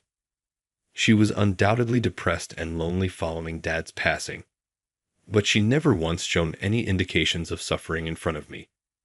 She never stopped grinning. My father-in-law sprayed my good-natured mother with beer after calling her the bottom of the barrel. Is it truly that wonderful to be affluent or to work for a large corporation? I've learned something much more significant than that. So, as of right now, you're fired. When I had had enough, I blurted out the words I had been suppressing. My real identity is going to be something my father-in-law regrets for the rest of his life. Jack is my name. Lily is my girlfriend, and we have been together for 3 years. Hey Jack, what seems strange? Is this ensemble appropriate? Don't worry so much. Haha. You're all right. Lily was clearly nervous, so I gave her a couple gentle shoulder pats to reassure her. We were going to make our engagement announcement at my parents' place today. Don't be concerned. Mom expressed her excitement about meeting you. Yes, Lily is attractive, and her modest demeanor attracted a lot of men. Since I was one of them, I was able to become her boyfriend following a series of circumstances. We had a good dating experience before I proposed, and we became engaged. Even before we rang the doorbell, the front door of my family's house opened as though they had been anticipating our arrival. Welcome back, Jack. Hey, Mom, and this is... As I introduced her to my mother, who welcomed us, I put my arm around her shoulder and pushed her forward. Hello, my name is Lily. Lily, nice to meet you. Nancy, I'm Jack's mom. Jack, you've got a very lovely one. Excellent work. Oh, it was difficult. Faced fierce competition. Oh, Jack. Lily blushed and gave me a mock protest look. All right. Her nerves appear to have somewhat subsided. Come on in, you two, he. For you today, I've been cooking a feast. Lily and I went inside, prodded on by my mother's animated voice. Mom had cooked a supper, and we sat back and enjoyed it. My mom and Lily are making coffee in the kitchen after supper, and they have grown rather close. All right, it's about time. After getting myself together, I waited for the two to come back into the living room. Jack, you'll have some of the sweets Lily brought, right? I'll have some, yay. I adore this place's goodies. Lily, thank you. No, absolutely not. I'm happy you enjoy them. The coffee my mother brewed and the candies Lily brought as a present were placed on the table. Mom, there's something we'd like to tell you today. I looked at Lily as I was saying this. With a humble nod, Lily moved the sofa next to me. We're getting married, Mom. We came to inform you of it today. Whoa, is it true? I'm very happy. Even though she wasn't shocked, I sensed something was coming. In an attempt to contain her tears, my mother squeezed the corners of her eyes and her voice wavered with intense passion. Jack, congratulations to you both. I'm really pleased with how you've developed. Yes, I agree. I'm happy to be able to provide you with comfort at last, Mom. Mom was crying uncontrollably and held both of my hands tightly. My mother's grief brought Lily, who had been silently watching us, to tears as well. I don't remember much about my dad. Before I was old enough to recall, he passed away in an automobile accident. My mother has been raising me alone ever since. I'll keep you safe for your father and myself, Jack. Mom gave me a tight hug and whispered, "You'll never be troubled," at my father's funeral. Oddly, even now, this memory hasn't diminished. She kept her commitment and prioritized me above anything else throughout her life. She sold the restaurant they owned jointly as soon as my father went away. She concluded that running the company by herself while caring for a little child would be too challenging.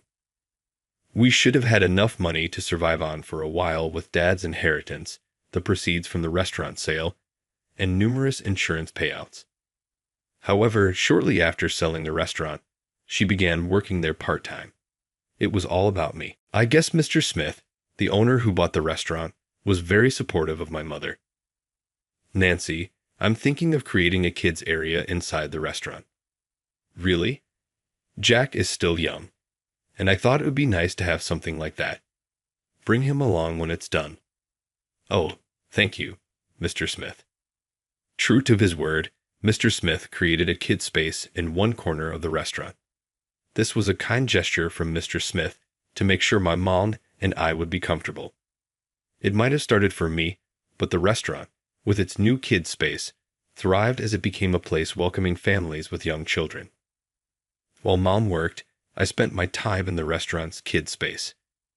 By the time I was in elementary school, I naturally started looking after the children who were left there.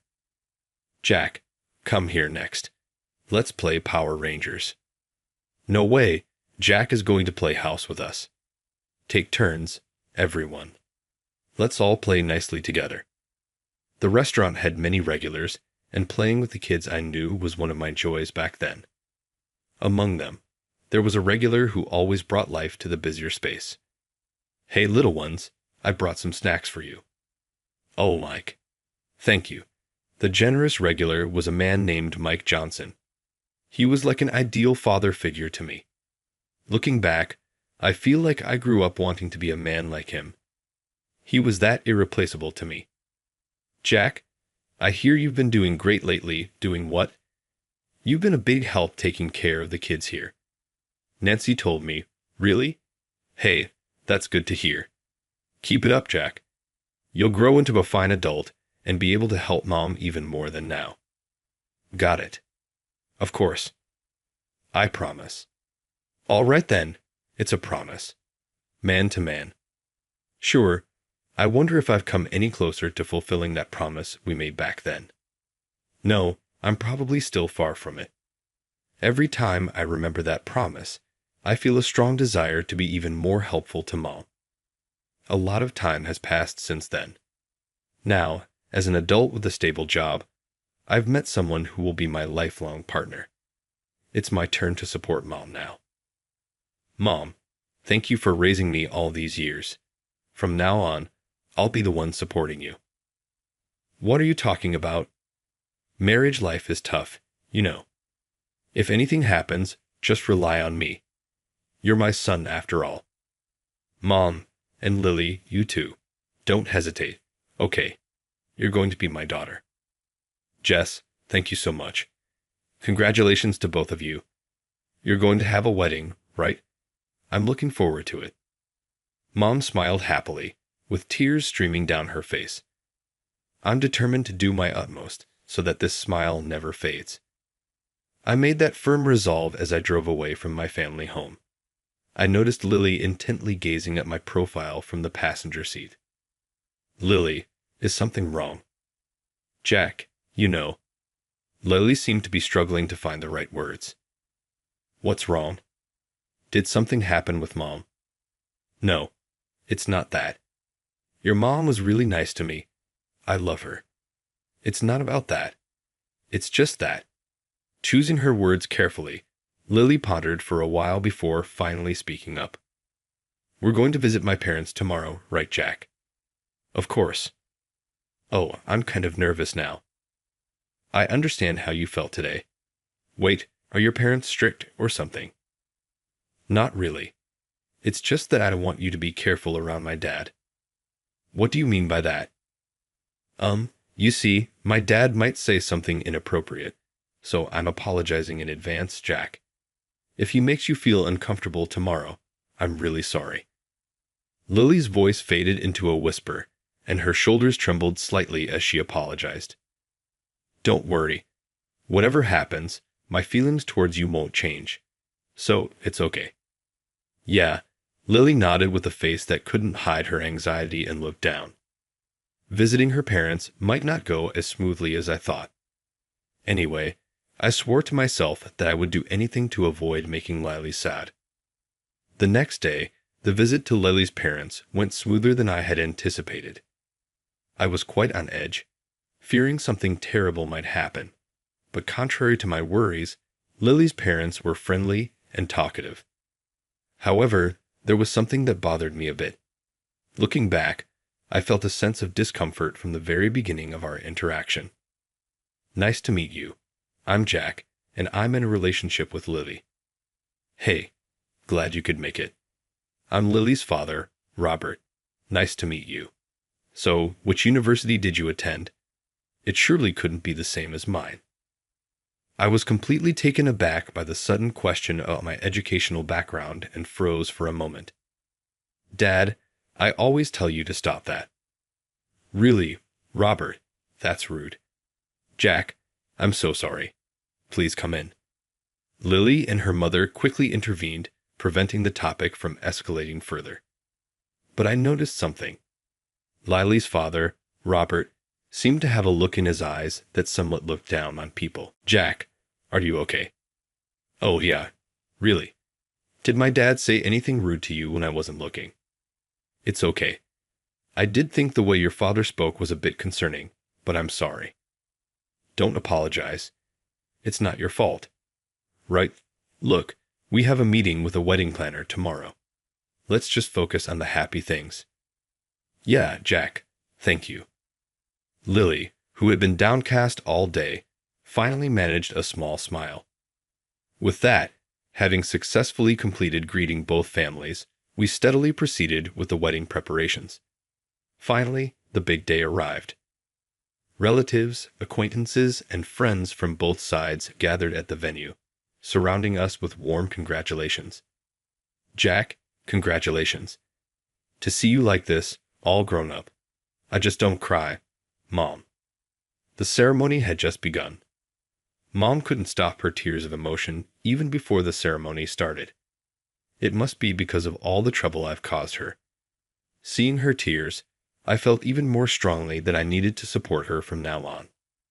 As the ceremony went on smoothly and we moved on to the reception, friends came over to chat. Jack, come on, drink up. Let's toast. Hey, are you drunk already? Shut up. You're marrying such a beautiful wife. I'm so jealous. I exchanged drinks with my friends, who came over with beer bottles in hand. There seemed to be a bit of envy in their words, but no doubt they were happy for me. Lily, congratulations. You look absolutely stunning in your bridal gown. Thank you. Hey, can you come now? Let's go take a picture with everyone over there. Yes. Lily, surrounded by her female friends, glanced over briefly. Go ahead. We have plenty of time. Thank you, Jack. I'll be back soon. I casually watched as Lily left her seat to join her friends. Seeing her happily taking photos and laughing with her close friends made me feel truly grateful that the ceremony was going well. Lily, let me help with those photos. Come on, gather around, everyone. Lily's father also seemed to be in a very good mood today. His face was flushed, perhaps from the alcohol, and he was in high spirits. I hope everything goes well today. I couldn't help but mutter to myself. From his behavior, it seemed he wasn't a bad person at heart. I silently hoped the ceremony would conclude without any issues. As the ceremony neared its end, it was time for my speech. The MC handed me the mic, and I stood up amidst applause. Thank you all for gathering here today. I would like to take this moment to express my gratitude. I stood up straight with Lily beside me, then made my way toward my mother, who was watching from a distance. The spotlight followed me, illuminating both me and my mother. Mom, thanks to your love and care, I've made it this far. Jack, what is this? I wasn't expecting this. The letter to my mother was a surprise that Lily and I had planned. Once again, Mom's tears flowed like a waterfall. It was so touching and funny at the same time. I supported my mother's shoulder while laughing. Mom, don't cry so much. There's more to come. I know. Soft laughter and the sound of people sniffling quietly filled the venue. Lily, left at the main table, was also busily dabbing at her eyes with a handkerchief. Ever since Dad passed away, you raised me all by yourself. You're the person I respect the most in the world. Thank you truly for everything up till now. From here on, it's my turn to support you. Please look forward to me returning the favor. Your son, Jack. After finishing the letter, I gently hugged Mom. Thanks, Mom. Jack, you've really grown up to be such a fine person. The venue was filled with applause, enveloped in a warm atmosphere. When did she become so small, holding my crying mom? That's what I deeply felt. My speech had just ended, and the venue was wrapped in a congenial atmosphere when suddenly, "Hello, ladies and gentlemen, there's something I'd like to say as well." Unexpectedly, Robert stood up to speak. "Oh, Lily, did you know about this?" "No, nothing at all." "Should we stop him? Dad seems drunk, and who knows what he might say." "No, let's not stir the unnecessary pot. It's a celebration, and I couldn't imagine he'd do anything drastic in front of so many people." While checking with the MC, I handed the mic over to Robert. At that moment, I had no way of knowing it would turn out to be the worst decision. Standing upright, Robert smiled at the guests before starting his speech. "Thank you all for gathering here today for my daughter Lily's sake. Dad, it's not just for me. It's okay, Lily. I don't mind." His way of speaking as if I didn't exist was still somewhat tolerable. Well, seeing an unusually indignant Lily, I watched Robert's speech unfold. In our family, we've always produced excellent individuals. Not just my daughter Lily, but myself as well. And of course, all the relatives gathered here today. The atmosphere started to feel uneasy as Robert's speech turned into an endless boast about himself, changing the mood in the room. "Yes, we are elites, but what about the groom's mother? A single mother working part-time in a restaurant." The venue's atmosphere grew tense. "Dad, how could you say that?" "I can't believe it. Jack, I'm so sorry." "Oh, what should I say to your mother? I'll go to the MC right now and get the mic." As Lily frantically tried to intervene, Robert briskly moved toward my mother. People like you are a nuisance to society and a burden to our daughter. Please stay away from us from now on." In that moment, Robert uncaringly splashed his beer onto my mother's face. Gasps and screams filled the venue. "What are you doing? Don't you get it? People like you are filthy and need to be sanitized. You don't belong here, so leave." Time seemed to stand still in the venue. The guests were in shock, and my beer-drenched mother was frozen in disbelief. "Ha ha, how about that? Are you surprised? What are you thinking? Please stop, I beg you." Robert, grinning triumphantly, was desperately being held back by Lily's mother. What a disaster. "Lily," supporting Lily who had collapsed to the ground, I whispered in her ear. "Lily, I'm sorry. I can't hold back any longer." My grip on Lily's shoulder tightened with anger. Lily's hand gently covered mine. "Jack, it's okay. I'm your wife from today. I'm no longer his daughter, so don't hold back." "Lily, I'm sorry." "It's okay, really." As I apologized, Lily shook her head, assuring me with her gesture. I had no more doubts. Leaving Lily behind, I swiftly made my way to Robert. Grabbing his arm, I snatched the mic from him. "What are you doing? How rude to just barge in like that." Ignoring Robert's red-faced protests, I handed the mic back to the MC. "Hey, are you listening? What do you think you're doing barging in like that?" That's my line. "What were you thinking, throwing beer on my mother like that?" I went over to my mom and handed her a handkerchief. "Here, Mom, use this. Jack, I'm sorry this happened. I'm sorry for being such a..." "Mom, it's not your fault, so don't ever apologize again." "Jack." Mom's face was red, trembling, and she was crying. These weren't tears of joy like before. They must have been tears of shame and frustration. You, like mother, like son. A son as impolite as his bottom-dwelling mother. While saying this, Robert grabbed my shoulder to turn me towards him. "Hey, you better apologize now if you know what's good for you. If I wanted to, I could even call off your marriage to Lily. Is that so?" Rage was bubbling up from deep within me.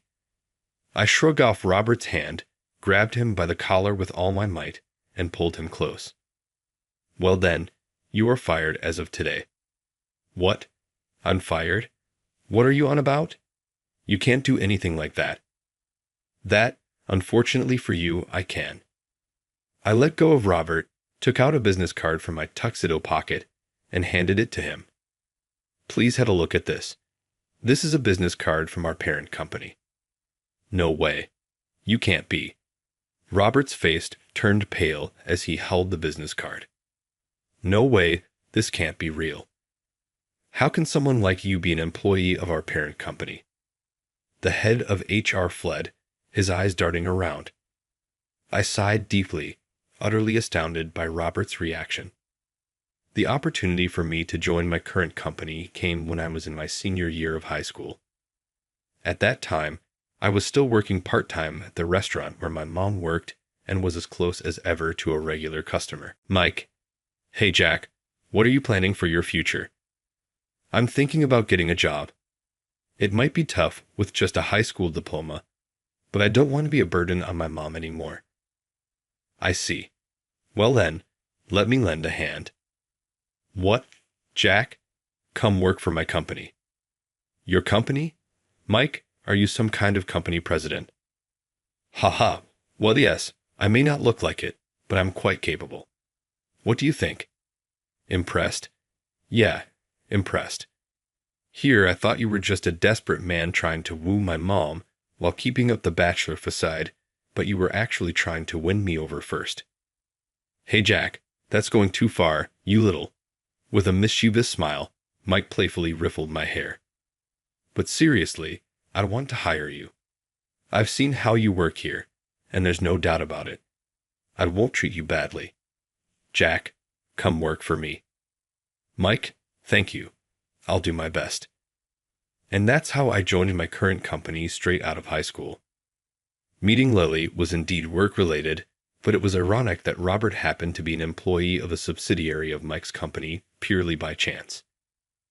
I actually wanted to give you my business card when I first came to greet you, but you were so engrossed in your bragging. I didn't want to spoil your mood, so I refrained from doing so. Oh no. Unfortunately, Mr. Johnson, our president, had some urgent business and couldn't attend today. What? That means. But I'll be sure to report your foolish actions today in great detail. No way. Robert's face went from pale blue to ghostly white, and he crumpled to his knees, drained of blood. Yet, my anger hadn't subsided. I approached Robert and whispered threateningly in his ear. Be prepared. Mr. Johnson has a soft spot for my mom. Eek. With a pathetic gasp, Robert looked around in a panic. All the guests were giving him disdainful looks, frowning at his behavior. Why am I being looked at like this? He muttered bitterly as he stumbled out of the venue. Watching his retreating figure, Lily, accompanied by her mother, rushed to us. Jack, Nancy, are you okay? I'm terribly sorry for the trouble my husband has caused. Nancy, I'm so sorry. I'm truly sorry. Please don't apologize. It's not your fault, my dear. And Lily, no more tears. Please. A beautiful lady like you shouldn't spoil her looks. Mom comforted them with a gentle smile, then cast a quick glance in my direction. Now you're the groom. Take charge and smooth things over.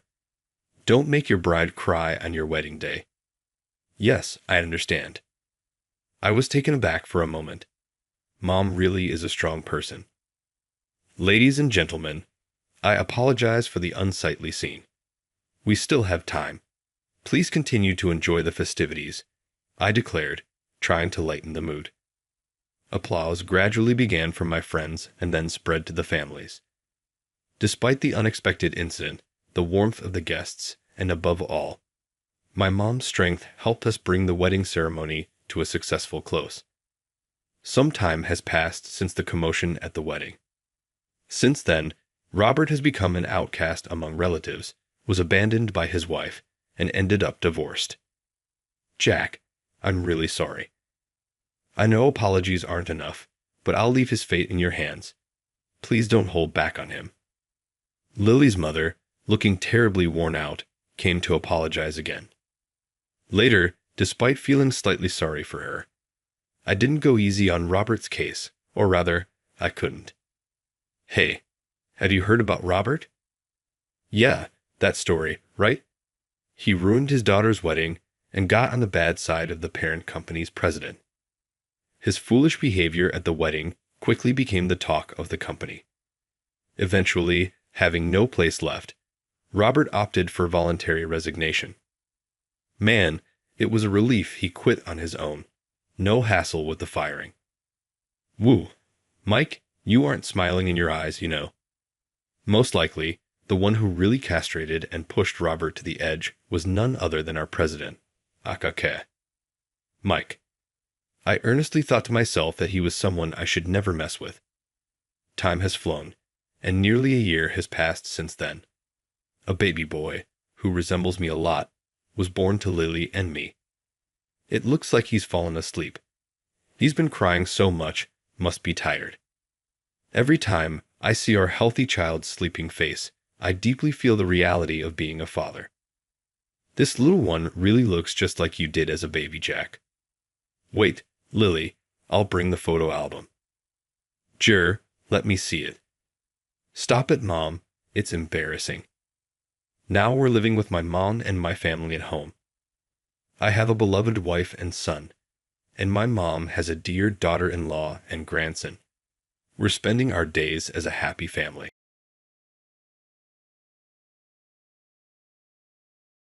Samantha, you hate me, don't you? I asked Samantha, a stunning department head who has a reputation for not liking males, this difficult question while intoxicated. I feel ashamed to have been perceived in that manner. She then started to disclose an unexpected explanation for her lack of interest in men. I'm 38 years old and go by John. After graduating from college, I worked in New York, but I quit because I was tired of a demanding job and went back to my hometown in Texas. I was drifting for a time. Then, Mike, a friend from middle school, said, "Come work with us," and urged me to join his company. I had my doubts, believing it to be a dubious enterprise. However, it proved to be a dependable company that has been producing lighting fixtures for 50 years and is well liked by corporations and local businesses. The president, Mr. Smith, welcomed me in business attire during the interview. He was a really good guy, full of smiles. During the interview, they unexpectedly provided coffee and jelly. Although informal, it concluded formally with the statement, "We'll get in touch with you with the results in approximately a week." When can you start? They inquired over the phone. I was so thrilled that it was hard for me to believe it. I was put in charge of sales in this manner. I was comfortable in the company within a month. Locals made up the majority of the staff. We would find links by discussing personal and familial matters with coworkers, such as "I used to live near your house," or "My sister might have worked with you at the same part-time job in high school. Is that barbershop no longer open?" It was a cozy spot, just what I needed. Samantha, though, wasn't from the area. She appeared distant due to her outstanding beauty and height, standing at approximately 5'9". At the age of 35, she was promoted to department head due to her exceptional competence. She had apparently been employed at a large New York corporation. But she had a really distant manner. She would hardly acknowledge me without looking at me when I turned in work that she had asked me to do. Nevertheless, she would smile at female staff members and say kindly, "Thanks, Olivia, that was really helpful and quick." Despite being referred to as a cool beauty, she had a very different perspective on men and women. I felt dry from her too formal demeanor. While sipping his whiskey at a bar, Mike remarked, "Samantha despises men. She dislikes them a great deal. Has something occurred?" Even though she is attractive, Mike scowled and said, "Well, being that tall, she's out of the ordinary." I answered, "I think she's attractive, even though she's taller than most men." "That's because you're taller than Samantha," Mike remarked jealously as he looked up at my height. "Hey, you ought to go out with her." I am, in fact, 6 feet taller than Samantha. In any case, I've always enjoyed tall women. Growing up, I always thought my mother, who is 5'8", was awesome because my family is tall. Tall women appeal to me. I remarked, but she might not feel the same way about me even if I like her. I can't just go out with her. I believe Samantha despises me in particular. It happened a week ago. I went on a day trip to San Antonio and bought some cookies as souvenirs. I'll leave Samantha's share here, I said, trying to put them on the corner of her desk. She coldly rejected them, saying, I don't need them. Honestly, I was quite shocked. I made up reasons like, she might not like sweets, or she's on a diet, just to convince myself. Indeed, she does seem particularly cold to you. Maybe it's that thing where you're mean to someone you like, Mike teased, making me almost spit out my drink. What are you talking about? I exclaimed. It's only you who's taller than Samantha. Maybe she's cold because she sees you as a man, Mike said. That's impossible. There's no way that could be true. Sure, I'm tall, but I'm not good looking. And lately, I've started to develop a belly. I'm an unremarkable guy who doesn't attract women at all, I said. I thought there's no way Samantha sees me as a man. I had a bit too much to drink that night, but I made it to work the next day and focused on my job. Around 3 p.m., having finished my tasks, I was about to catch up on some paperwork when something happened. Samantha, I'm so sorry. I made a mistake with the order, and they said they need it delivered today. The female employee, nearly in tears, was Amy. She's just 23, but already has a 1-year-old child. Then we have no choice but to deliver it directly. Is the product in our warehouse? Samantha asked. Amy replied apologetically, yes, it's confirmed. But the delivery location is out of state, a 2-hour drive, and I have to pick up my child. It's tough for me. Samantha sighed. Then I'll go. Oh, but I have documents that I must finish by tonight. The usually cool Samantha seemed unusually troubled. I stood up and approached Amy. I'll go. I'm free right now. Really? Amy looked at me with eyes full of gratitude. Really? That would be a huge help, Samantha said softly. So, I loaded the products into the car at a warehouse 30 minutes away and set off for the 2-hour drive to the client. I'm off then, I said, jingling the car keys. John, please take care, Samantha said as she saw me off. I loaded the product successfully at the warehouse and headed to the client. They were an interior design company scheduled to install lighting fixtures the next day. I arrived after 6 p.m., expecting a grumpy old man to scold me for the order mistake. Instead, I was surprised to meet a young and pretty woman in charge. She must have been in her 20s. I'm so sorry you had to bring this all the way here, she apologized, making me feel awkward. Insisting I take a break, she treated me to coffee and pound cake in the lounge. Her name was Jessica. She was 28 years old and the daughter of the company's president. I guess you'll be taking over the business someday, I blurted out. No, I'd rather get married if I find someone willing, she replied with a gentle smile.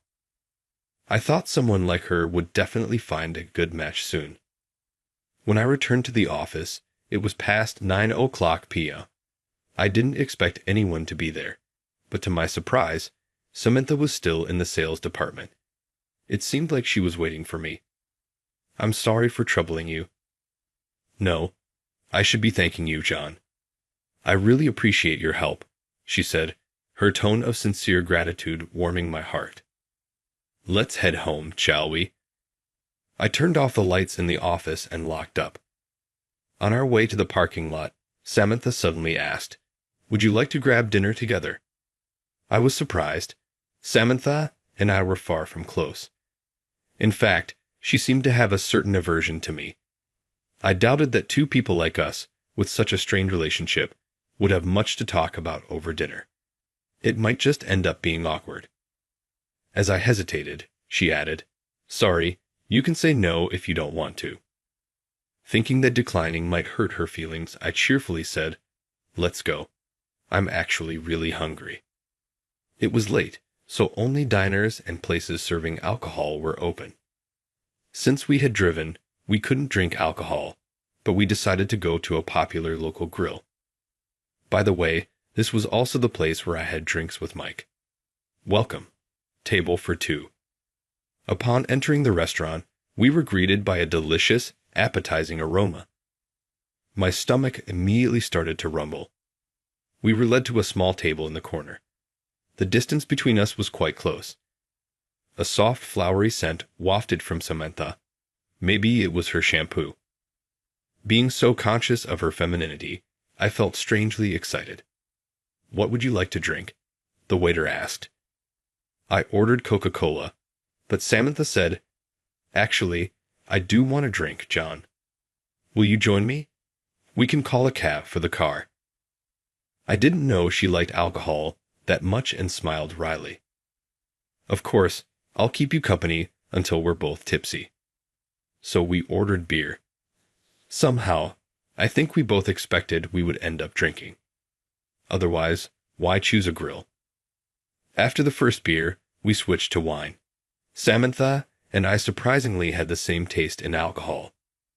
As we recommended our favorite brands to each other, we both got quite drunk. "Samantha, you hate me, don't you?" Fueled by alcohol, I finally asked the difficult question. "No, that's not true," she said, looking away. "But you dislike men, right? It's pretty well known among the male employees." I pressed further. Samantha sighed. "I'm embarrassed to be seen that way, especially as a manager. I didn't realize I was doing it." Then she began to tell me why she was cold towards men. Her height had always been a complex for her. She had been tall since childhood, reaching her current height in middle school. Since boys developed later, all of them were shorter than her. Rather than seeing her as a girl, some even mockingly called her tall girl. Samantha had given up on being treated like a girl. However, in high school, things changed. Boys taller than Samantha started to appear. She became close to a 6'1" boy from the basketball team. On Valentine's Day, she bravely confessed her feelings, but he rejected her, saying, "Sorry, I think girls should be at most 5'7". That became a trauma for me. I've been uncomfortable around tall boys ever since. I thought it was a terrible story. Many understand that it's wrong to insult someone's appearance with words like fat or ugly, but why don't they realize that negatively commenting on someone's height can be just as hurtful? Then Samantha muttered softly, "You prefer shorter girls, don't you, John?" "No, I actually think I prefer taller women. It's more like they make me feel safe." Samantha looked surprised, so I explained, "Everyone in my family is tall. Even my mother is 5'8". I grew up thinking my tall mother was cool. Does that make me sound like a mama's boy?" Samantha shook her head. "There are people like that?" She looked genuinely happy. It was the first time I had seen her smile so naturally, and she was so cute that my heart started racing. After that, Samantha and I began to go out for drinks occasionally. Although the atmosphere never got romantic, we did start talking more informally, like friends in a bar. Then one day, I was called in by Mr. Smith, the company president. The atmosphere didn't seem negative, so I headed to the president's office without any particular expectations. I was even casually hoping it might be about a promotion. I was offered a seat on the sofa and sat down. Mr. Smith, sitting opposite me, held something curious. I looked closely. Inside was a photo of a woman. "Do you have someone you're seeing, John?" "No, I don't." Then Mr. Smith said with a smile, "You remember that delivery you made out of state? The young lady there seems to have fallen for you at first sight. How about a matchmaking meeting?" I was so surprised that I was at a loss for words. That young and pretty girl fell for me. Unbelievable. It's sudden, so I know it's shocking. Take some time to think about it. He handed me a file, which I accepted. Inside were a resume and other photos of the woman. The woman in the photo was wearing a beige, elegant dress and was indeed very beautiful. She was only 28. Why would she be interested in someone 10 years older? Marriage with such a pretty girl? At that thought, Samantha's face came to my mind. What would she think if I went for this matchmaking? I returned to my desk. Hey, John. What's up? You're zoning out. Is that photos? You're not really going for matchmaking, are you? Shoot. Mike had noticed. He quickly snatched the file from me and checked the contents. Well, she's gorgeous and only 28. I'm so jealous, Mike exclaimed loudly, unaware that Samantha was nearby. I hurriedly took back the file from him. No, I haven't decided yet. But you'll go for it, right? You don't have a girlfriend, do you? Well, yeah, but at that moment, Samantha quietly stood up and looked out, concerned. I quickly followed her. Samantha, I called out to her as she was about to leave. She stopped, looking down. John, are you going for the matchmaking? Well, I clearly didn't want to do it because I'm in love with Samantha. But would Samantha accept my feelings? I wasn't sure. After all, Samantha and I are too different. Then she said something unbelievable. Please turn it down. I involuntarily asked, What? She turned around and looked up at me, her eyes moist and her cheeks flushed red. Please turn down the matchmaking. I like you, John. No way. Samantha likes me. Samantha, beautiful, smart, with an outstanding figure, like someone like me. Is that really, truly true? When I asked her seriously, Samantha nodded affirmatively. My heart felt warm with excitement. It was my first time experiencing mutual feelings with a woman, and I felt an overwhelming joy. I like you too, Samantha. Will you be my girlfriend? I took Samantha's hand, and with tears in her voice, she nodded yes. Yay. Congratulations, Samantha and John. You actually won Samantha's heart. That's amazing. To my surprise, the sales team started appearing in the corridor. You guys were watching. I was so flustered, remembering my own words. Samantha, too, crouched down, saying, I'm so embarrassed. I wish I could disappear. Keep it down, everyone. Let's get back to work, I tried to calm the commotion. But the women surrounded Samantha, excitedly chatting. Don't quit your job, even if you get married, John. You owe us a treat now. Mike playfully hit me. Get back to work, all of you. What's all this fuss about? Mr. Smith, the president, even showed up. Shoot. Just after the matchmaking proposal, I've now decided to date Samantha. This is awkward. As I panicked, Mike reported to Mr. Smith.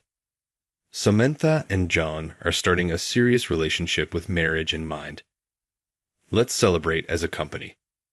No, we're not talking about marriage yet. Is that so?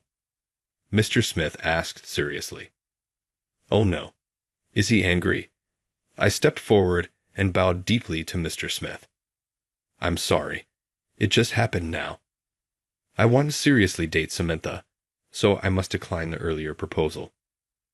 I braced myself for scolding, but Mr. Smith laughed heartily. I always thought you two would be a good match. I never expected it to actually happen. Maybe I became a Cupid of love. He easily blessed us, leaving me relieved. I'll handle the other party. Don't worry. Congratulations, he said, placing a hand on my shoulder. Thank you, I nodded firmly. When I told my parents about my first ever girlfriend, they were overjoyed and insisted on meeting her. Reluctantly, I invited Samantha to my parents' house. Wow, your mother is so beautiful. Samantha seemed mesmerized by my mom. I'm not bragging, but my mom is beautiful. I don't look like her at all. Samantha, you played basketball, right? I played until high school too. Really? But I quit in my freshman year. I injured my knee ligament, and even though it healed, I was scared of hurting it again. I understand. I hurt my knee too. They instantly hit it off with a common topic. Did your dad play sports too? Yes, he was in the same basketball team in middle school and confessed to me back then. My mom started reminiscing. Oh boy, spare me, I thought, but Samantha played along, saying, well, making a childhood love work out all the way to marriage is amazing. By the way, did John play any sports? The conversation turned to me, making me gulp. Haha, in our family, John was the only one not good at sports. He didn't do any sports, always playing video games, my mom revealed. You still love video games, right? They were getting along too well. Really noisy, but both seemed natural, not forced, getting along well.